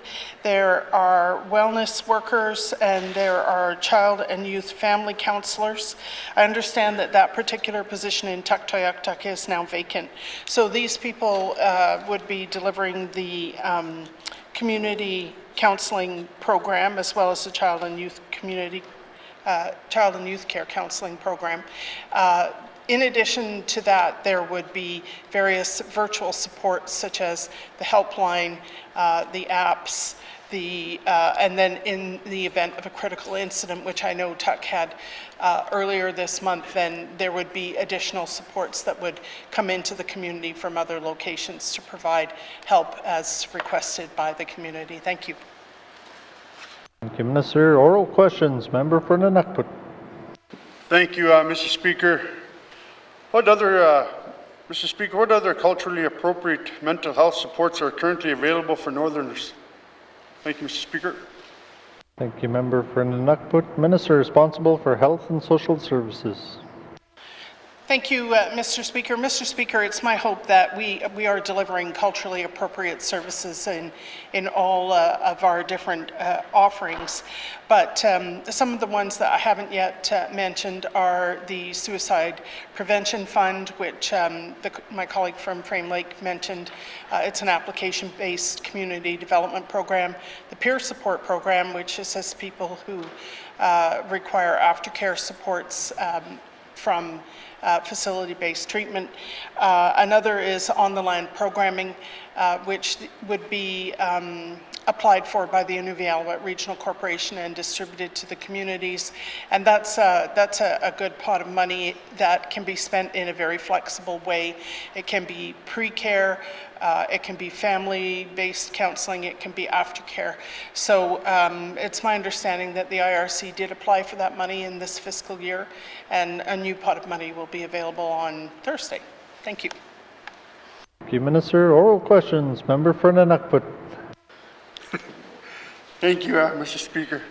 Mr. Speaker, we're going towards the digital age. I guess I always say it's always good to have people come into our communities to talk to people instead of doing it digitally or through the internet and stuff like that. But, Mr. Speaker, what is the Minister doing to move towards that digital health for care for residents like they do in the health centers for doctors? Are they able to do that with people with mental illness and stuff like that take the time with their patients, southern doctors that are available? Is that available to the people? Thank you, Mr. Speaker. Member for N.W.T. Minister responsible for Health and Social Services.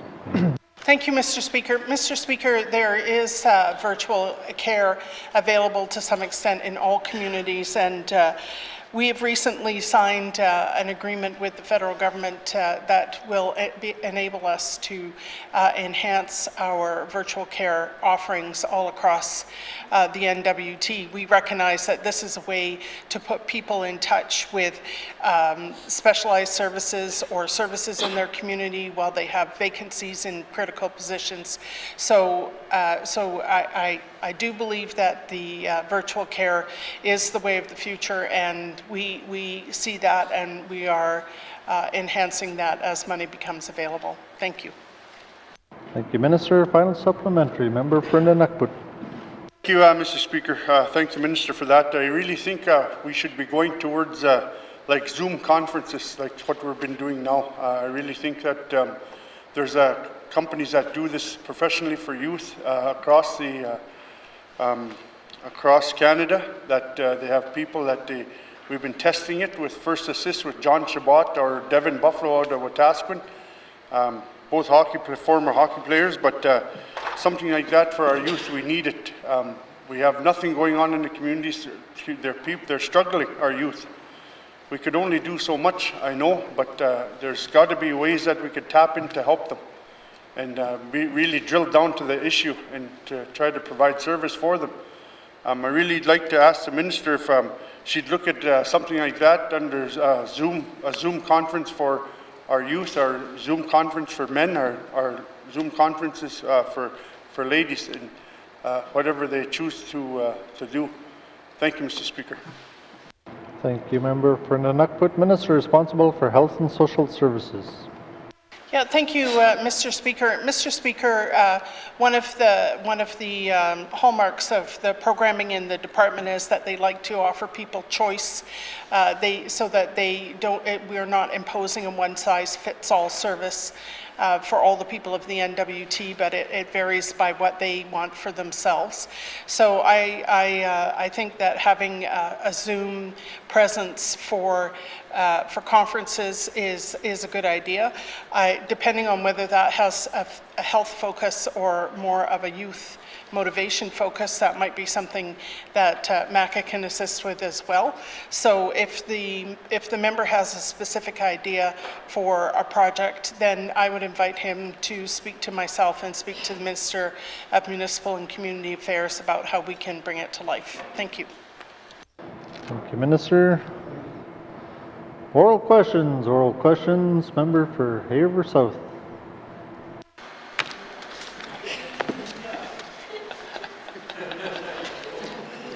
Thank you, Mr. Speaker. Mr. Speaker, these questions are for the Minister of Health. Oh, no, sorry, Minister of ITI. Yesterday, the Minister of ITI talked about agriculture and community gardens. And I guess I'd like to speak more about community gardens. You know, we got people spending more time in the territories. We have an opportunity to get people out there and learning about gardening. Myself, I have no idea. I said, I don't mind eating the food that comes out of there, but if you ask me to grow anything, good luck. So what I'd like to talk about is that we have, like in Hay River, which is probably the capital of community gardens, and Fort Smith Garden Capital, sorry. But you know,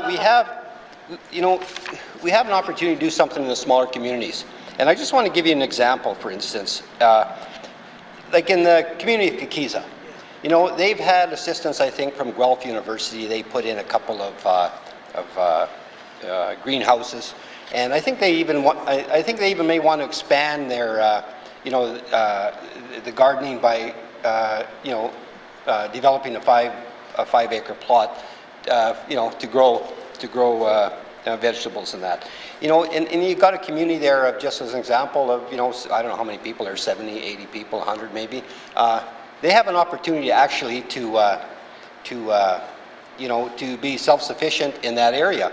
And, you know, we need some test cases, and it's just not Kikiza, there's other smaller communities that we could really do something. So I would like to ask the Minister if that, you know, to provide support for communities like that. For instance, the say Kikiza, they might need $25,000 to make this happen.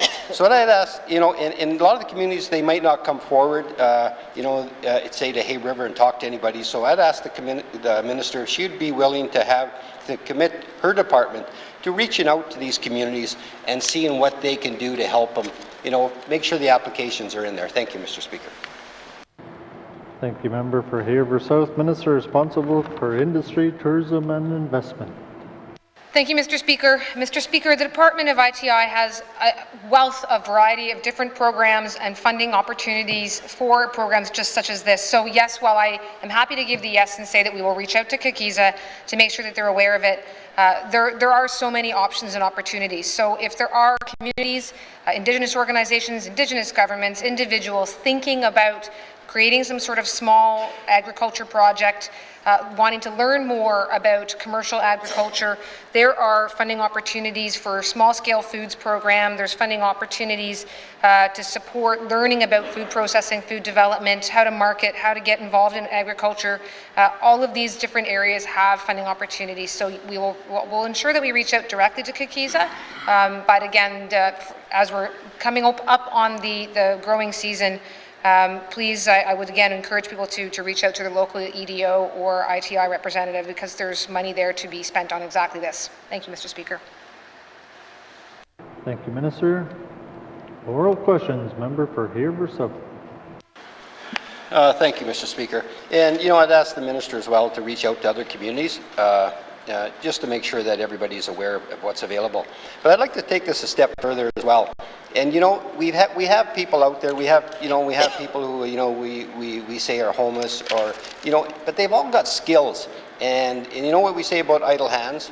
So what I'd like to see is that, the department work with maybe other departments to find ways to allow people to maybe participate in developing greenhouses, and go further as well, and maybe look at the correctional centers. Like you've got SMCC in Hay River, and I think at one time they may have been doing that, but for some reason maybe it stopped. So I'd like to ask the Minister if she would consider working with the Minister of Justice to see if there's something we can do to provide that opportunity as well, if it's feasible. Thank you, Mr. Speaker.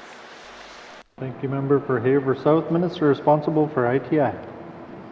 Thank you, Mr. Speaker. Mr. Speaker, the agriculture strategy already brings together Department of ITI as well as Lands, ENR, Health and Social Services. So certainly the work across departments is already happening. I'm familiar with the program that used to exist in the correctional institutions, and I believe I've actually committed to another MLA earlier this same session that I would reach out and work with the Minister of Justice and see if there is some future for that program again. I don't have an answer other than to say that I've made that commitment. I'll make it again, and we'll see if it can go anywhere from here. Thank you, Mr. Speaker. Thank you, Minister. Oral questions, member for Haber South. Thank you, Mr. Speaker. Mr. Speaker, another organization, the Soaring Eagle Friendship Center, what they're looking at doing is buying some small containers that are designed for growing vegetables and just for starter. And so they've got, I forget how many, if they've got 100 or something they're going to be giving away. And I'm not sure if the Department of ITI is talking to them or assisting or whatever. But we're here to provide a service. And when you provide a service, you usually go banging on doors. And it's kind of like us as MLAs. When we, if we want to know something, we got to call our constituents. We got to talk. We got to go out and reach out to them. We can't sit back and expect them to come to us. So I would ask ask the Minister if she would have her department in Hay River reach out to the Soaring Eagle Friendship Center and see what they can do to help assist in distribution or any training in what they're doing. Thank you, Mr. Speaker. Thank you, member for Haber South. Minister responsible for ITI. Thank you, Mr. Speaker. Mr. Speaker, when I said earlier that there's quite a number of programs, I say that out of personal experience. I have found it inspiring but also overwhelming, the amount of opportunity and options that are there. What I've asked for recently and what's been produced just in the last month is an actual 11-page document that says funding programs, industry, tourism, and investment. So I was recently up in the Beaufort Delta, took this with me and was handing it out as we were meeting with various community governments. I think what I'll say is not only will we reach out to the Soaring Eagle Friendship Center, but I need to make an effort to get this document out more broadly so that organizations like the Soaring Eagle, if they want to have opportunities to access this funding, that they will see it and have it available to them. So yes, I'll certainly make sure that we put it on, make a commitment, make a note to follow up with this on that specific request. But again, more broadly, yes, the money needs to go out to where it's intended to go. Thank you, Mr. Speaker. Thank you, Minister. Final supplementary, member for Haber South. Thank you, Mr. Speaker. And I think after this question, the Minister will see where I'm going with this. Has the department assessed, I'm going to talk about the fish plant now. Has the department assessed how the new proposed fish plant could be used for agricultural purposes during the off-season, like for, say if you've got vegetables that have to be dealt with. My understanding is that that plant might be multi-purpose. So I guess what I'm trying to do here is get a full meal deal here, fish and vegetables. Thank you. Thank you, Member for Haver South. Minister responsible for ITI. Thank you, Mr. Speaker. Short answer, yes, Mr. Speaker, that there is an intention that indeed that the fish plant would be one that is compliant with the Canadian Food Industry Inspection Agency's full requirements to be able to provide a product that is more varied than simply processing fish. Specifically what might come from that and specifically what might ultimately get processed there would likely be up more to the owners and managers of the plant, certainly than me. But the vision is one that it's meant to be, to be up to a level that it can accommodate more than simply a processing of the fish. Again, I'll perhaps have to go back and just look at exactly what the extent of it would be. But again, that was the intention, that it can be always in the works, that it can always be running, that it won't have shutdown periods, and that it factors into the bigger picture of food security for the Northwest Territories, which is obviously about more than just fish. So thank you, Mr. Speaker. Oral questions, Member for Thabacha. Thank you, Mr. Speaker. My questions are for the Infrastructure Minister, since I didn't get a fourth yes and clarity. Mr. Speaker, considering that the Tulsan expansion is on traditional territory of the Salt River First Nation and the Fort Smith Métis Nation, doesn't it make sense that the superintendent of NCPC, which it always was, the office should be in Fort Smith for the South Slave and not Fort Simpson? Thank you, Mr. Speaker. Thank you, Member for Thabacha. Minister responsible for infrastructure. Thank you, Mr. Speaker. Mr. Speaker, just to clarify, the superintendent, as I'm looking at my colleague from the area, that the superintendent is not in fact located in Fort Simpson. However, I'm going to start again from the last round where we talked about the Tulsan expansion project. Is currently in the business phase. It is led by Department of Finance. However, we are working together. This government has numerous times said that we will all work together as a department, as departments. So again, I relayed this to the community when in Fort Smith last week to be able to, once we proceed through the business case development phase, we will look at and consider the impacts on the Tulsan will have on staffing for the region. This is a big major project, and I know where the member's coming from in terms of, having the opportunity to be able to look at the staffing needs at that time. Thank you, Mr. Speaker.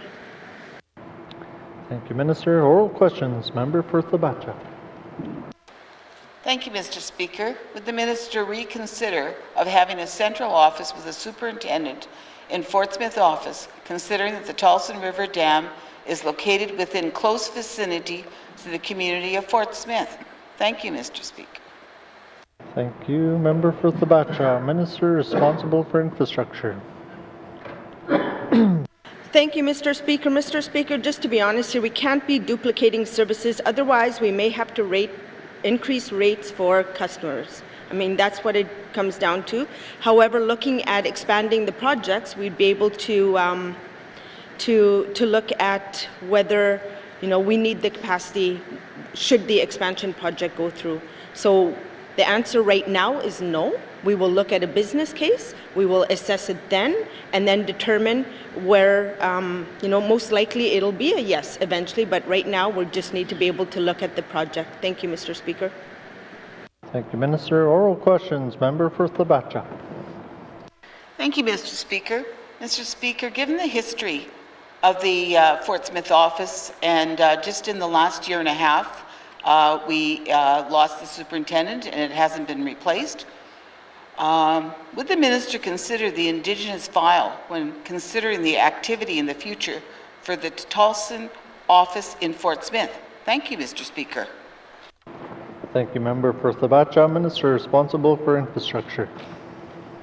Thank you, Mr. Speaker. Mr. Speaker, I believe I've said we will look at it, and it's not a yes right now, but it is something that we will look at going forward for some of the staffing positions in the community. Thank you, Mr. Speaker. Thank you, Minister. Oral questions, final supplementary. Member for Thabacha. Mr. Speaker, logical decisions must prevail when considering large infrastructure projects like the Tolson Dam expansion. Would the Minister agree? Thank you, Mr. Speaker. Thank you, Member for Thabacha. Minister responsible for Northwest Territories Power Corporation. Thank you, Mr. Speaker. Mr. Speaker, the Tolson expansion project is a major expansion.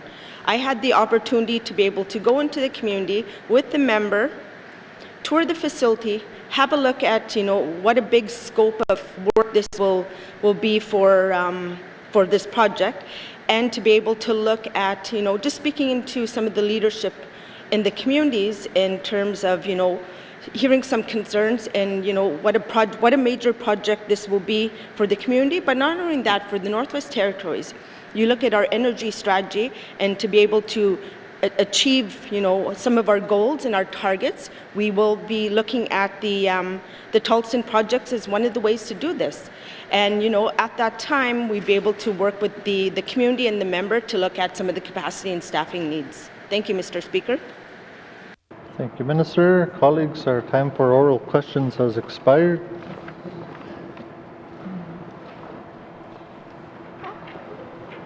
Written questions. Member for Frame Lake. Merci, Monsieur le Président. I have two written questions. First one is on the Slave Geological Province Corridor. My questions are for the Minister of Infrastructure. Cabinet's Mandate 2019-23 proposes to make strategic infrastructure investments, including the Slave Geological Province Corridor. Could the Minister describe the phases of the proposed Slave Geological Province Corridor as found in the Mandate 2019-23, including the following? 1. Identify the timeframes of construction, how each phase of construction will be financed, and whom the corridor will actually serve. 2. Identify how each phase of the corridor will be operated and financed. 3. State the calculated costs for each phase of the corridor, including a breakdown of construction and anticipated operations costs, and the engineering class for such cost estimates. And 4. State how caribou and their key habitat have been considered in the preferred location for each of the phases of the corridor. Mr. Speaker, my second set of questions, Tolson Hydroelectric Expansion Project. My questions are for the Minister of Infrastructure. The Executive's 2030 Energy Strategy and a Climate Change Strategic Framework relies heavily upon greenhouse gas reductions, supposedly resulting from a major expansion of the Tolson hydroelectric system. Could the Minister describe the phases of the proposed Tolson hydroelectric expansion set out in the 2030 Energy Strategy, including the following? 1. Identify the timeframes of construction, how each phase of construction will be financed, and to whom will the energy be sold. 2.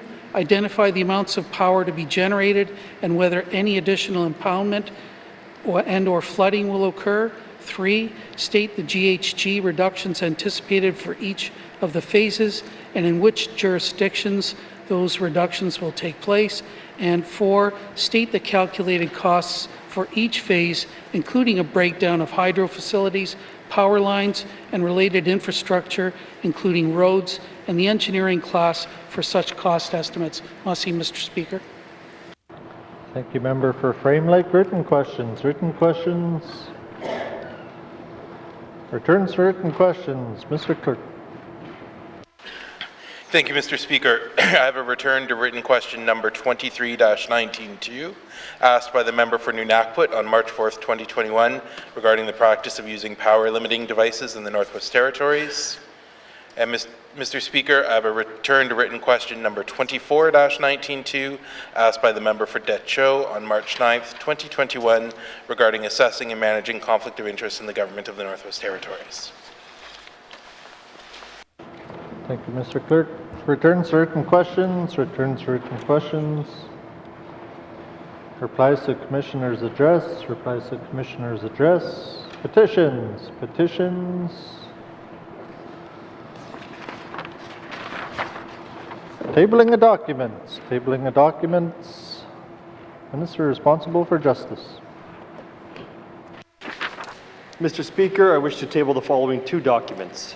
Follow-up letter for oral question 497-19 brackets 2, corrections workplace assessment, and operating plans for the Northwest Territories education bodies for the 2020-2021 school year ending June 30, 2021. Thank you, Mr. Speaker. Minister, tabling of documents. Tabling of documents. Minister responsible for industry, tourism, and investment. ITI. Sorry, Mr. Speaker. Mr. Speaker, I wish to table the following three documents. Northwest Territories Tourism Towards Resilience 2021-2022 Marketing Plan, Tourism 2025 Roadmap to Recovery April 2021, and further to my written question 24-19 bracket 2, Conflict of Interest Information. Thank you, Mr. Speaker. Thank you, Minister. Tabling of documents. Tabling of documents. Minister responsible for Northwest Territories Housing Corporation. Mr. Speaker, I wish to table the following two documents. Follow-up letter for oral questions 655-19 bracket 2, biomass heating and energy efficiency for the Northwest Territories Housing Corporation. Follow-up letter for oral questions 664-19 bracket 2, devolving power to municipal governments. Thank you, Mr. Speaker. Thank you, Minister. Tabling of documents. Tabling of documents. Minister responsible for infrastructure. Thank you, Mr. Speaker. Mr. Speaker, I wish to table the following document. A follow-up letter for oral questions 515-19 bracket 2, highway infrastructure projects. Thank you, Mr. Speaker. Thank you, Minister. Tabling of documents. Tabling of documents. Ministers, member for Yellowknife North. Sorry. Mr. Speaker, I wish to table the guiding principles and process conventions for consensus government in the Northwest Territories dated August 2020. Thank you, member for Yellowknife North. Tabling of documents. Tabling of documents. Notices of motion. Notices of motion. Motions. Motions. Notices of motion for the first reading of bills. Notices of motion for the first reading of bills.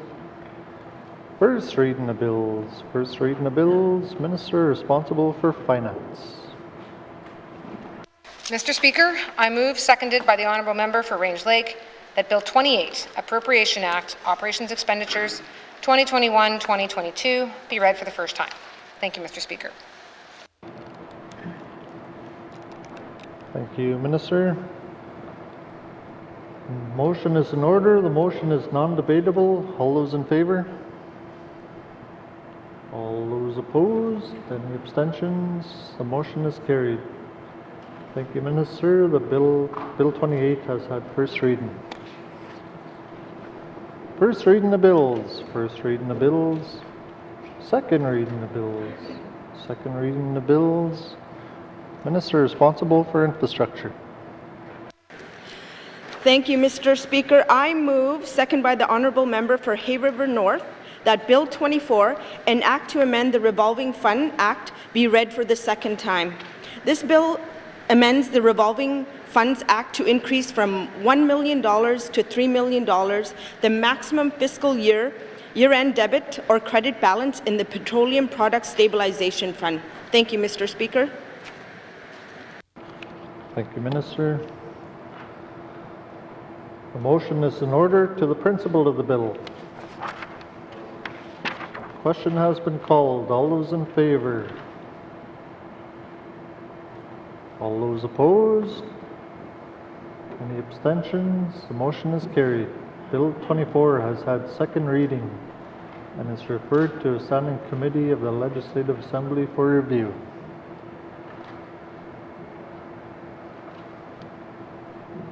Second reading of bills. Second reading of bills. Minister responsible for education, culture, and employment.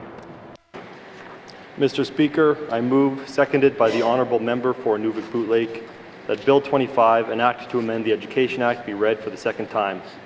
This bill amends the Education Act to allow members of a district education authority to have terms of office of 2, 3, or 4 years corresponding to the term of the members of the governing body of the community that the district education authority represents. Thank you, Mr. Speaker. Thank you, Minister. The motion is in order to the principle of the bill. Question has been called. All those in favor? All those opposed? Any abstentions? The motion is carried. Bill 25 has had second reading and is referred to Standing Committee of the Legislative Assembly for review. Second reading of bills. Second reading of bills. Minister responsible for finance. Mr. Speaker, I move, seconded by the Honourable Member for Range Lake, that Bill 28, Appropriation Act, Operations Expenditures 2021-2022 be read for the second time. This bill authorizes the Government of the Northwest Territories to make appropriations for operations expenditures for the 2021-2022 fiscal year. It also sets out limits on amounts that may be borrowed by the Commissioner on behalf of the Government, includes information in respect of all existing borrowing and all projected borrowing for the fiscal year, and authorizes the making of disbursements to pay the principal of amounts borrowed. Thank you, Mr. Speaker. Thank you, Minister. A motion is in order to the principle of the bill. Question has been called. All those in favor? All those opposed? Any abstentions? The motion is carried. Bill 28 has had second reading.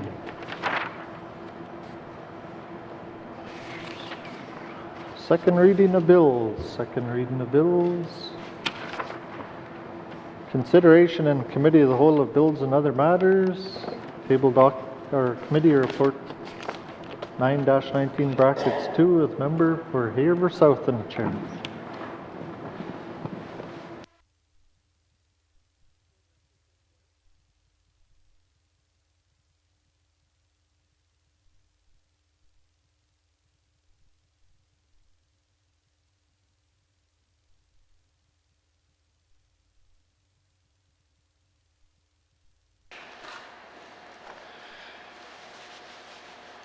I now call the Committee of the Whole to order. What is the wish of the committee? Mr. Norn?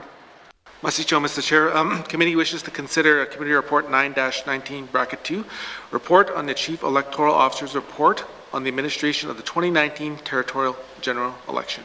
Mr. Chair. Thank you. Does committee agree? Thank you, committee. We'll take a short recess and resume with the first item. Thank you.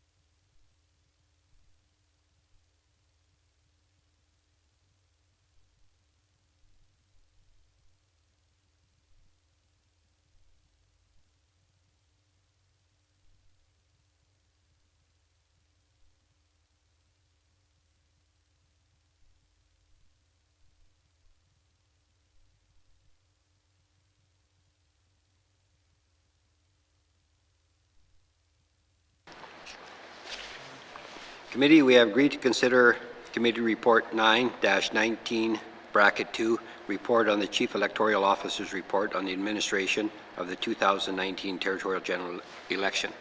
I will go to the Chair of the Standing Committee on Rules and Procedures for any opening comments. Member for Frame Lake.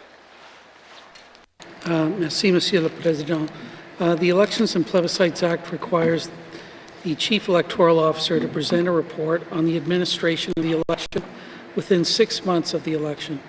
The report has any matters the Chief Electoral Officer thinks should be brought to the Legislative Assembly's attention. It also includes recommendations on how to improve election administration and any suggested amendments to the Act. This report was sent to the Standing Committee on Rules and Procedures to hold hearings with the Chief Electoral Officer, any witnesses the committee thinks necessary, and the public at large. The committee then reports to the House which recommendations should be adopted and the committee's review of potential amendments. The 2019 territorial election was held on October 1st, 2019.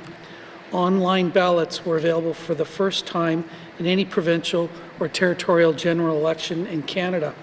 The election also saw the highest number of female candidates ever and resulted in a near equal number of female and male members of the Legislative Assembly.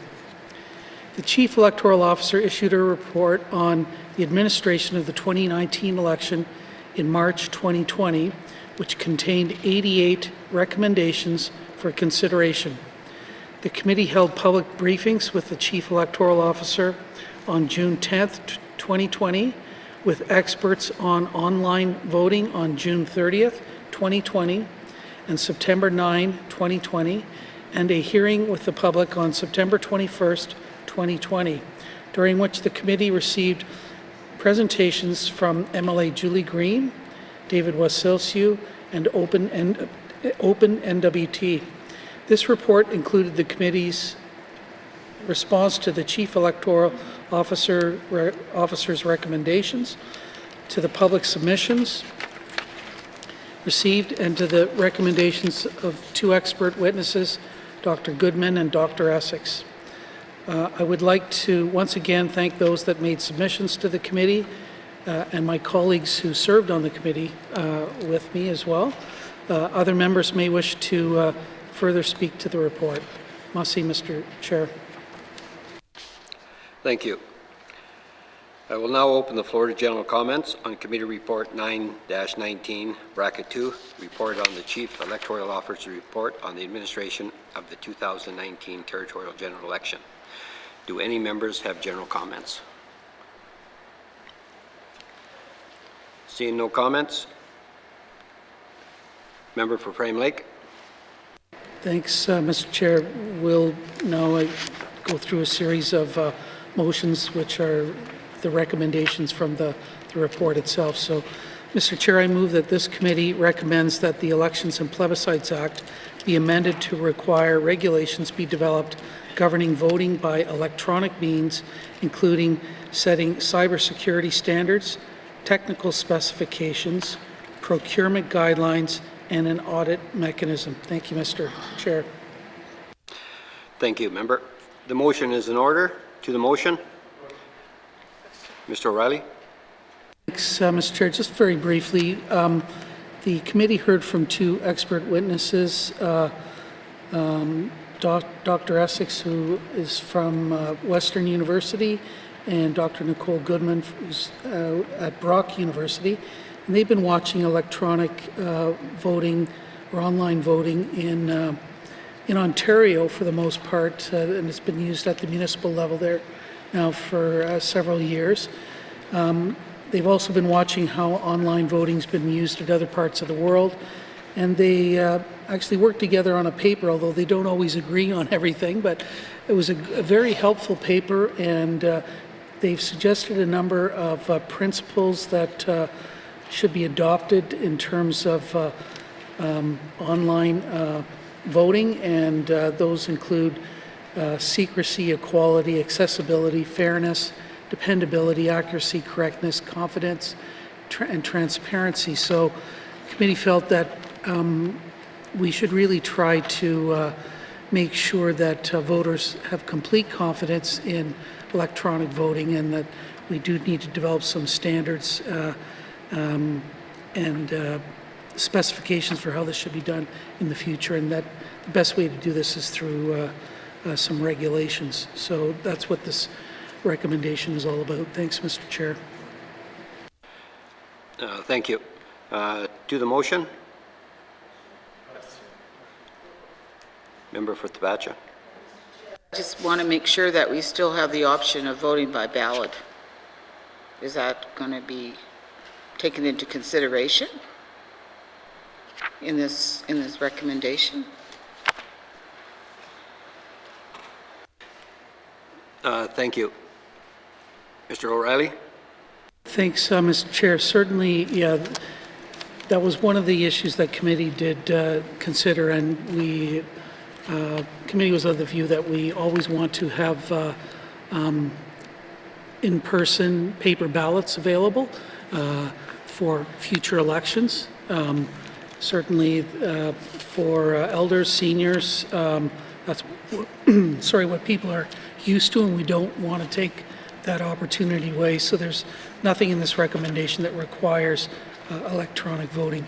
But if there is electronic voting, we need to make sure that we have some clear guidance around how that will be done in the future.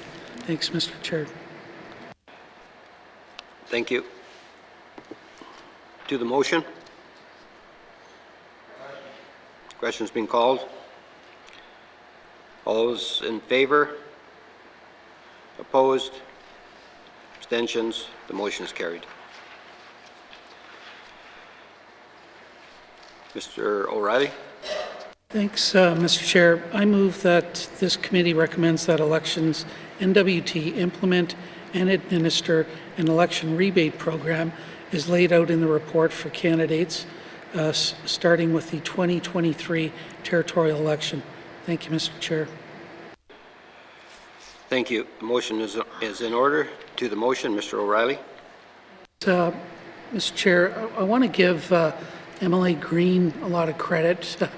She chaired in the last assembly a special committee on increasing the representation of women, and one of the recommendations that they brought forward was that some consideration be given to a rebate program to sort of lower the barriers for women in particular getting into politics. So what committee has committee accepted a further presentation from Ms. Green on this topic, and we were happy to put forward the rebate program that she's recommended. And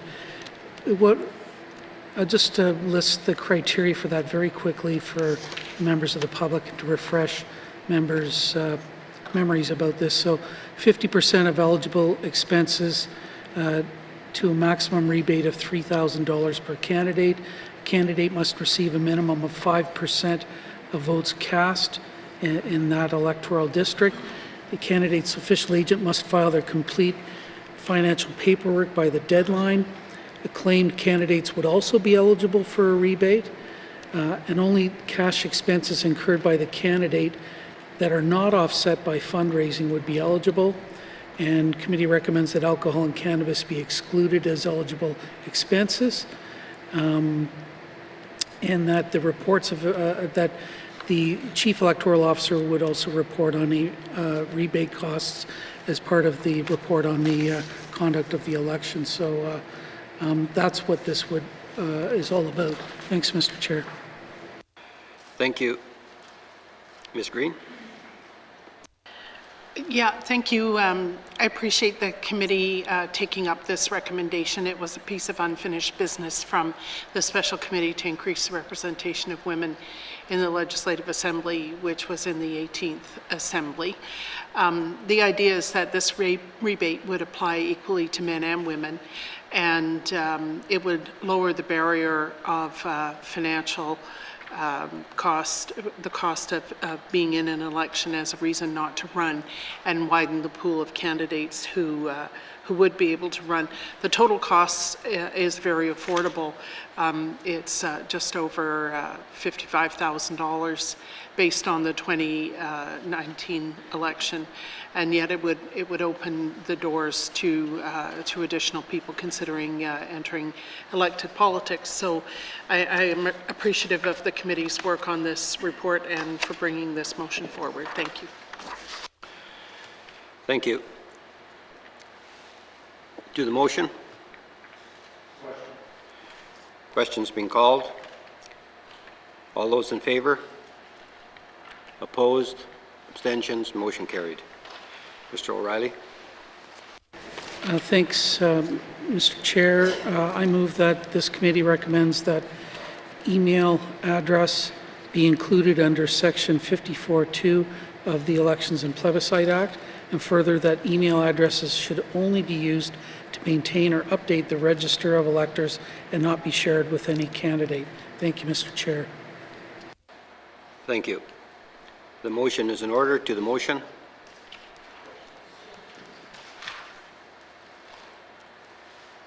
Questions being called? All those in favor? Opposed? Abstentions? The motion is carried. Mr. O'Reilly? Mr. Chair, I move that this committee recommends that the Elections and Plebiscites Act be amended to require a public body at request to provide the personal information held by that body. Thank you, Mr. Chair. Thank you. The motion is in order. To the motion, Mr. O'Reilly. Mr. Chair, just very quickly, the way the Elections Act reads now, there are some individuals that contain or have information, say the Director of Medical Insurance, Deputy Minister responsible for student financial assistance, Deputy Minister of Justice, and they're named in the legislation. And the Chief Electoral Officer recommended that there would also be additional information in the motor vehicles registry that would be very helpful in keeping our voters lists up to date. And so we are proposing some more general language so that the Chief Electoral Officer can acquire that data with appropriate controls and consideration of privacy to make sure that we have the best available voters list for future elections. And that's what this recommendation is about. Thanks, Mr. Chair. Thank you, Mr. O'Reilly. To the motion. Questions being called. All those in favor? Opposed? Abstentions? Motion carried. Mr. O'Reilly. Thanks, Mr. Chair. I move that this committee recommends that Section 73 of the Elections and Plebiscites Act be amended to state that the list of electors shall be provided to candidates as soon as possible. Thank you, Mr. Chair. Thank you. The motion is in order. To the motion. Questions being called. All those in favor? Opposed? Abstentions? Motion carried. Mr. O'Reilly. Thanks, Mr. Chair. I move that this committee recommends that Section 121 and Section 309 of the Elections and Plebiscites Act be amended to include prohibition on the sale of cannabis during the hours a poll is open on polling day. Thank you, Mr. Chair. Thank you. The motion is in order. To the motion, Mr. O'Reilly. Thanks, Mr. Chair. So the Chief Electoral Officer actually recommended getting rid of the prohibition on the sale of, or on the prohibition on the sale of alcohol during on a polling day, and committee did not support that recommendation. But committee thought about this a little bit further and said that we should also not just prohibit the sale of alcohol, but also cannabis. So that's what this motion is all about. Thanks, Mr. Chair. Thank you. To the motion, Mr. Johnson. Thank you, Mr. Chair. I guess I would have preferred committee to support the recommendation of the Chief Electoral Officer. The days of having prohibition on election day are long gone. They arise from a time when politicians used to fill bars and, bribe votes. Nowadays, it's really it's an annoyance and a loss to the hospitality industry. I know many people would like to watch the election results come in and, maybe enjoy a beer. And here we are saying that They can't do that, and nor can they go purchase cannabis. So I am not opposed to this. I am opposed to this motion. Thank you, Mr. Chair. Thank you, Mr. Johnson. To the motion. Questions being called. All those in favor? Opposed? Abstentions? Motion carried.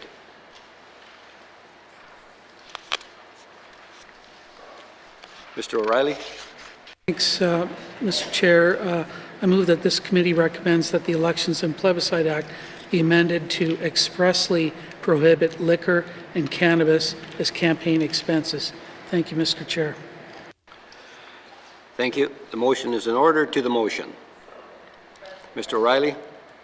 Mr. Chair, right now the Act does not include this explicit prohibition, and in our consideration of the committee, we felt that this was something that we should spell out very clearly in the legislation. So that's why it's here before you. Thanks, Mr. Chair.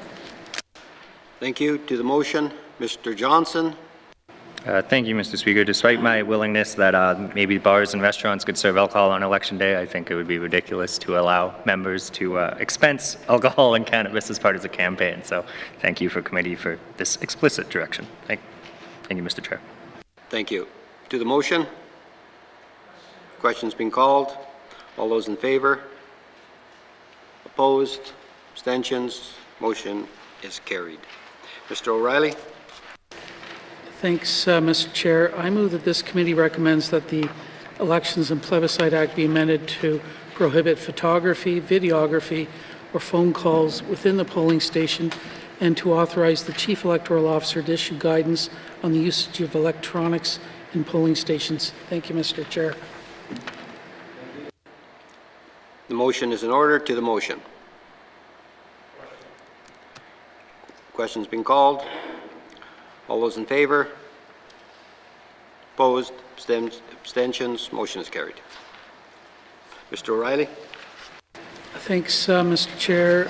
I move that this committee recommends that the Elections and Plebiscite Act be amended to prohibit a candidate's polling agent from being able to assist an elector in casting a vote.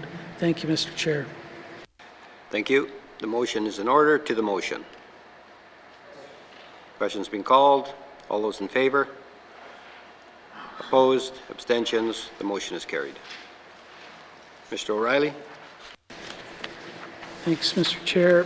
I move that this committee recommends that the Chief Electoral Officer investigate how other provinces or territories allow residents to cast votes from any polling station and report back to the Legislative Assembly within 6 months on the outcome of that investigation. Thank you, Mr. Chair. Thank you. The motion is in order. To the motion. Mr. O'Reilly. Thanks, Mr. Chair. Yeah, we had this issue raised with us by a member of the public, Mr. Wasilsiu, and he said that, it may be more convenient if someone's traveling away from their home within the Northwest Territories, if they, on polling day, where they could go and cast their vote in any poll, not just where they necessarily live. And certainly I know from personal experience, in one of the last federal elections, I cast a vote in Winnipeg when I was visiting our daughter for candidates in the Northwest Territories. So it's something that is done at the federal level, but we also recognize that this might present some problems in terms of making sure that the ballots are counted correctly and quickly on polling day. If members or if there are citizens from a bunch of different constituencies and they all vote in maybe Yellowknife or other places, trying to collate that and bring it all together might make it more of a challenge to deal with getting the voting results quickly on Election Day. So in any event, what this does is ask the Chief Electoral Officer to look at how this is done in some other jurisdictions in Canada, see what lessons we could learn from that and whether it's something that we may be able to do here. So that's what the gist of this is really about, is to get her to go out and do some work and give us her best advice on how, whether we should do it and on what kind of terms and conditions. Thanks, Mr. Chair. Thank you. To the motion? Question has been called. All those in favor? Opposed? Abstentions? Motion carried. Mr. O'Reilly. Thanks, Mr. Chair. I move that this committee recommends that the Elections and Plebiscite Act be amended to remove the requirement for electors to act as witnesses, and further, an election officer and one other election official should be required, with candidates permitted one representative each. Thank you, Mr. Chair. Thank you. The motion is in order. To the motion. Mr. O'Reilly. Mr. Chair, so this arises from a recommendation from the Chief Electoral Officer. And so after the vote is finished and, there's the vote count starts, and this is really about who should be there to witness the counting of the ballots. And the Chief Electoral Officer raised a couple of issues in her report and discussion with us, that sometimes candidates don't have anybody at a poll when the count is being conducted, and then it's up to the Chief Electoral Officer, the returning officer, to go and find a couple of electors to witness it. And it puts them in a difficult position. They have to choose somebody, maybe somebody they know, or it just opens the door to some issues around favoritism and so on. So she felt that to make this clear, there should be designated officials that can be there to witness the count. And in some cases, candidates have had their polling agents there or scrutineers there, and sometimes they want to volunteer and get paid because you actually get paid to witness the count. So we want to try to, I think, not have that situation arise as well. So this is to help clarify that and I think make sure that we have an impartial observers for the count at the end of the day. Thanks, Mr. Chair. Thank you. To the motion? Question's been called. All those in favor? Opposed? Abstentions? Motion carried. Mr. O'Reilly.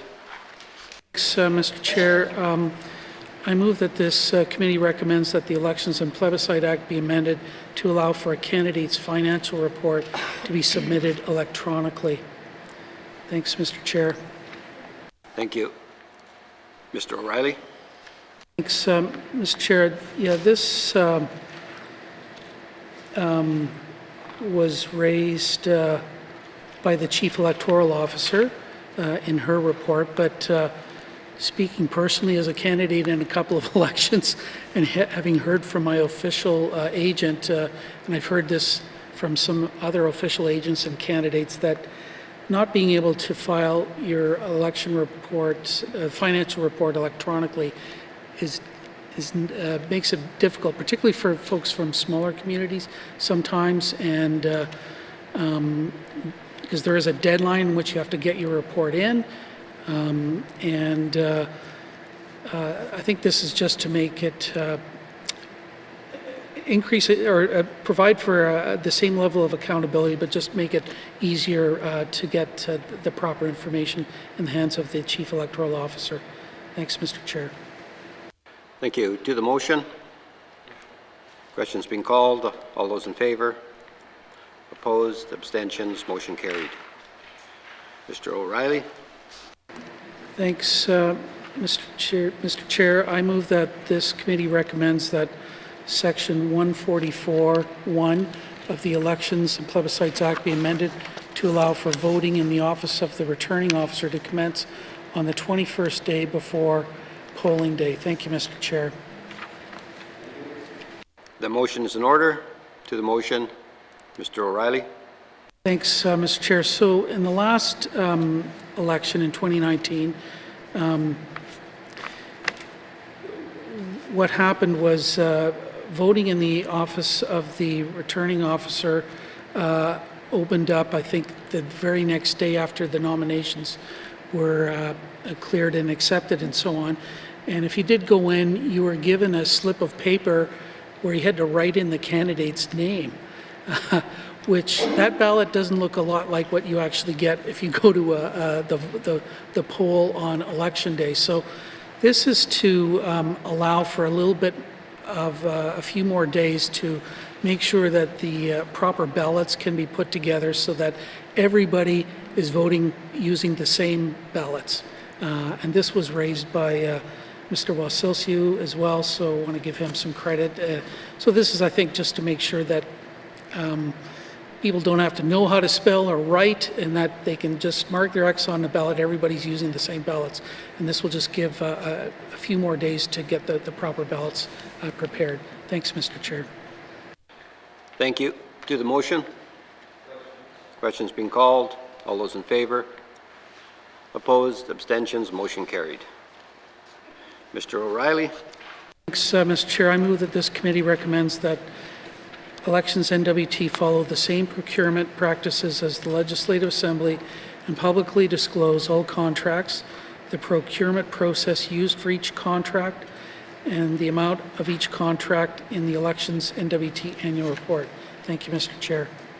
More clear and transparent and accountable. So that's what this recommendation is about. Thanks, Mr. Chair. Carried. Mr. O'Reilly? Thanks, Mr. Chair. I move that this committee recommends that the Chief Electoral Officer undertake a review of best practices with the findings of that review and any potential amendments to the Elections and Plebiscites Act. Thank you, Mr. Chair. Thank you. The motion is in order. To the motion. Mr. O'Reilly? Thanks, Mr. Chair. So this issue was raised by Open N.W.T. in that and I want to compliment the Chief Electoral Officer. For anybody who's seen her reports, there's lots of detail in there. There's some good graphics and so on that she has developed and presented over time. But the style and content sort of changes from one report to the next. And sometimes it's hard to track trends and so on over time. There was also some issues around how absentee ballots are reported, including electronic ballots and the mail-in ballots as well that arose in the last election. So what this does is ask the Chief Electoral Officer to go and do some work and see how this is done in other jurisdictions to make sure that we can learn from that and take the best practices and apply them here. So that work will come back and we'll have another chance to look at it in 6 months or sooner. Thanks, Mr. Chair. Thank you. To the motion? Questions being called. All those in favor? Opposed? Abstentions? Motion carried. Mr. O'Reilly. Thanks, Mr. Chair. I move that this committee recommends that Elections N.W.T. post all election data that is included in its reports in a machine-readable format on the Elections N.W.T. website. Thanks, Mr. Chair. Thank you. The motion is in order. To the motion. Mr. O'Reilly. Thanks, Mr. Chair. Yeah, this issue was raised by Open N.W.T. and I guess what they are recommending is that the elections data that is presented is in spreadsheet format or some way so that somebody can take that information and do their own analysis of it. Right now, it's not in a user-friendly format, and I think this is in keeping with more open and transparent government, and that's why I think the committee supported this and recommends this for the committee of the whole. Thanks, Mr. Chair. Thank you. To the motion? Questions been called. All those in favor? Opposed? Abstentions? Mr. O'Reilly.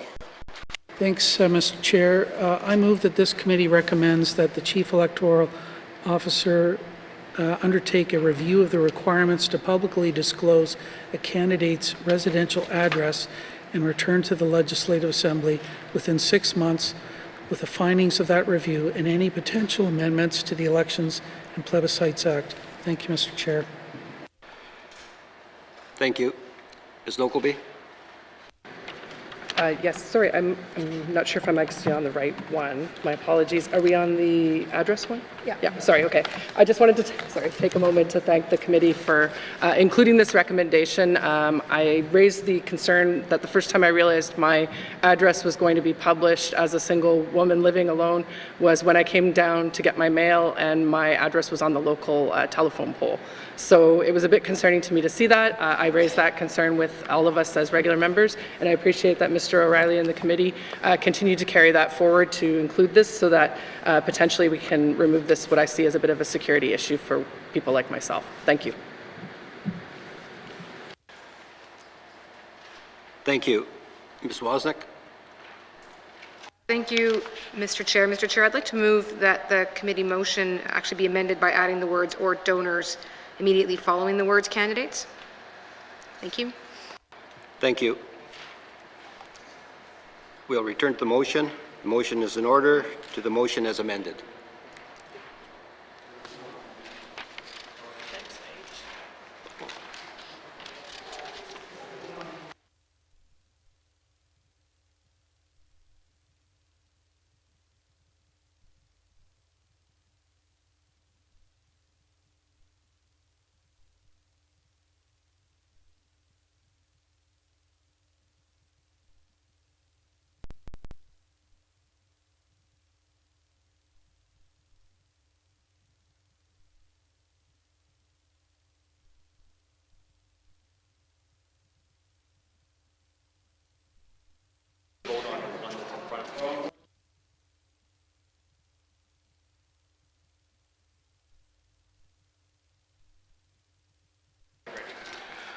Okay, thank you.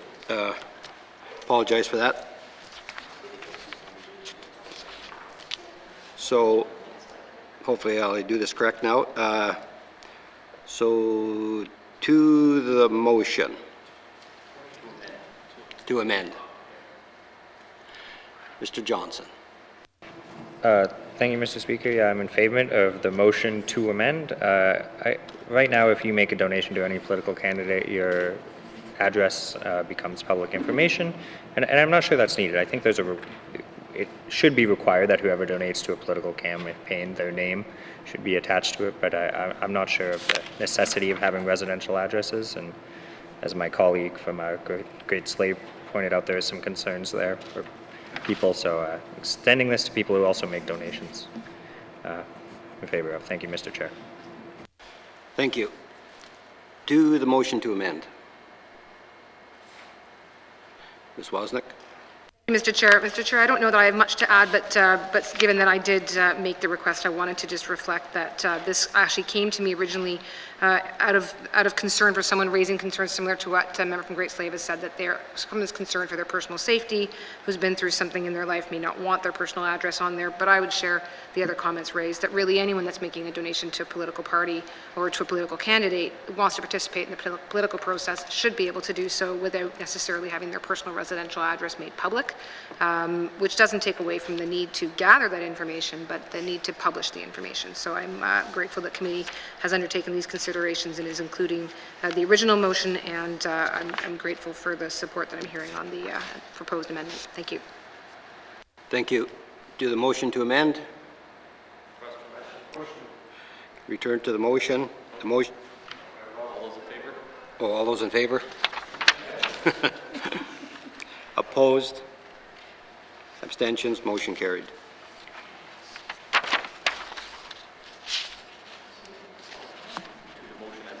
Yeah.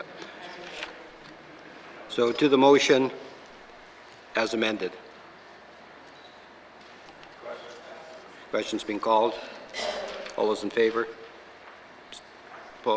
Opposed? Abstentions? Motion carried. Mr. O'Reilly? Thanks, Mr. Chair. I move that this committee recommends that Section 24(4) of the Elections and Plebiscite Act be amended to specify that the Act applies to additional assistant returning officers, the same as it does to assistant returning officers, except for the limitations specified in Section 24(4). Thank you, Mr. Chair. Thank you. The motion is in order. To the motion. Questions being called. Oh, sorry, Mr. O'Reilly. Thanks, Mr. Chair. Yeah, this, if you don't, anyways, this is to make sure that family members of a candidate are not eligible to serve as returning officers or additional assistant returning officers to maintain the integrity of the election and so on. So that's what these section numbers are really all about, and it comes from our recommendation from the Chief Electoral Officer. So committee thought that this was something we wanted to recommend as well. Thank you, Mr. Chair. Thank you. To the motion. Question has been called. All those in favor? Opposed? Abstentions? Motion carried. Mr. O'Reilly. Thank you, Mr. Chair. To everyone's great relief, this is the last one. I move that this committee recommends that the Elections and Plebiscite Act be amended to fix references to other clauses and to reflect current electronic management of the list of electors and the polling station account. Thank you, Mr. Chair. Thank you. The motion is in order. To the motion. Mr. O'Reilly. Mr. Chair, so the Chief Electoral Officer and I think even our staff found a few inconsistencies in the legislation itself, that some cross-referencing and things like this that should be cleared up, and those are detailed in the report, and I'm not going to drag people through those, but that's what this recommendation is about, is some housekeeping clarifications that are required in the Act. Thanks, Mr. Chair. Thank you. To the motion. Questions being called. All those in favor? Opposed? Abstentions? Motion carried. Thank you, committee. Do you agree that you have concluded consideration of Committee Report 9-19, bracket 2? Thank you, committee. We have concluded consideration of Committee Report 9-19, bracket 2, Standing Committee on Rules and Procedures Report on the Chief Electoral Officer's Report on the Administration of the 2019 Territorial Election. Mr. Norn. Mr. Chair, I move that the Chair rise and report progress. Thank you. There is a motion on the floor to report progress. The motion is in order, non-debatable. All those in favor? Opposed? Motion is carried. I will now rise and report progress.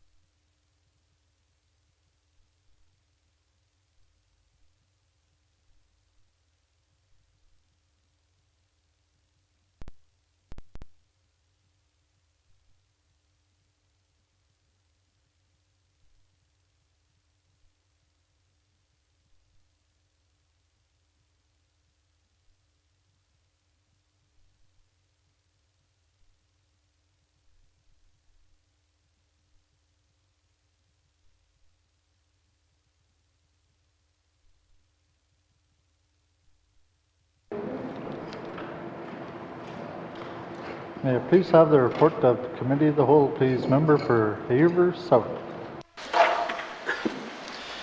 Thank you, Mr. Speaker. Your committee has been considering Committee Report 9-19 bracket 2 and would like to report progress with 19 motions carried. That Committee Report 9-19 bracket 2 is concluded, and Mr. Speaker, I move that the report of the Committee of the Whole be concurred with. Thank you. Thank you. Member for Haver South. Do we have a seconder? Member for Frame Lake. All in favor? All those opposed? Motion's carried. Third reading of bills. Third reading of bills. Minister of Finance. Mr. Speaker, I move, seconded by the Honourable Member for Range Lake, that Bill 28, Appropriation Act, Operations Expenditures 2021-2022 be read for the third time. Mr. Speaker, I would request a recorded vote. Thank you. Minister, the motion is in order. To the motion. Question has... Oh, member for Frame Lake, sorry. Merci, Monsieur le Président. I want to surprise my friends on the other side and indicate that I intend to support this bill. Thank you. Question has been called. The Minister has requested a recorded vote. All those in favor, please rise.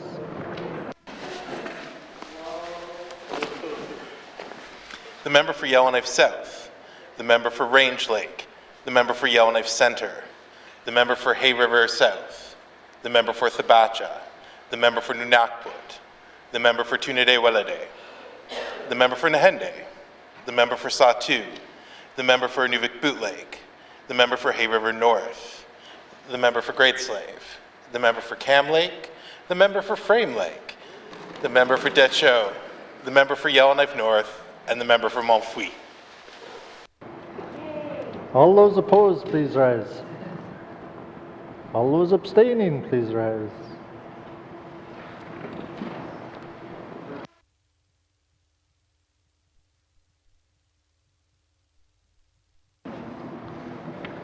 The results of the recorded vote, 17 in favor, 0 opposed, 0 abstentions. The motion is carried.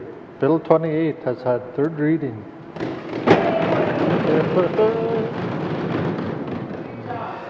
Third reading of bills. Third reading of bills. Mr. Clerk, orders of the day. Thank you, Mr. Speaker. Orders of the day for Wednesday, March 31st, 2021, 1:30 p.m.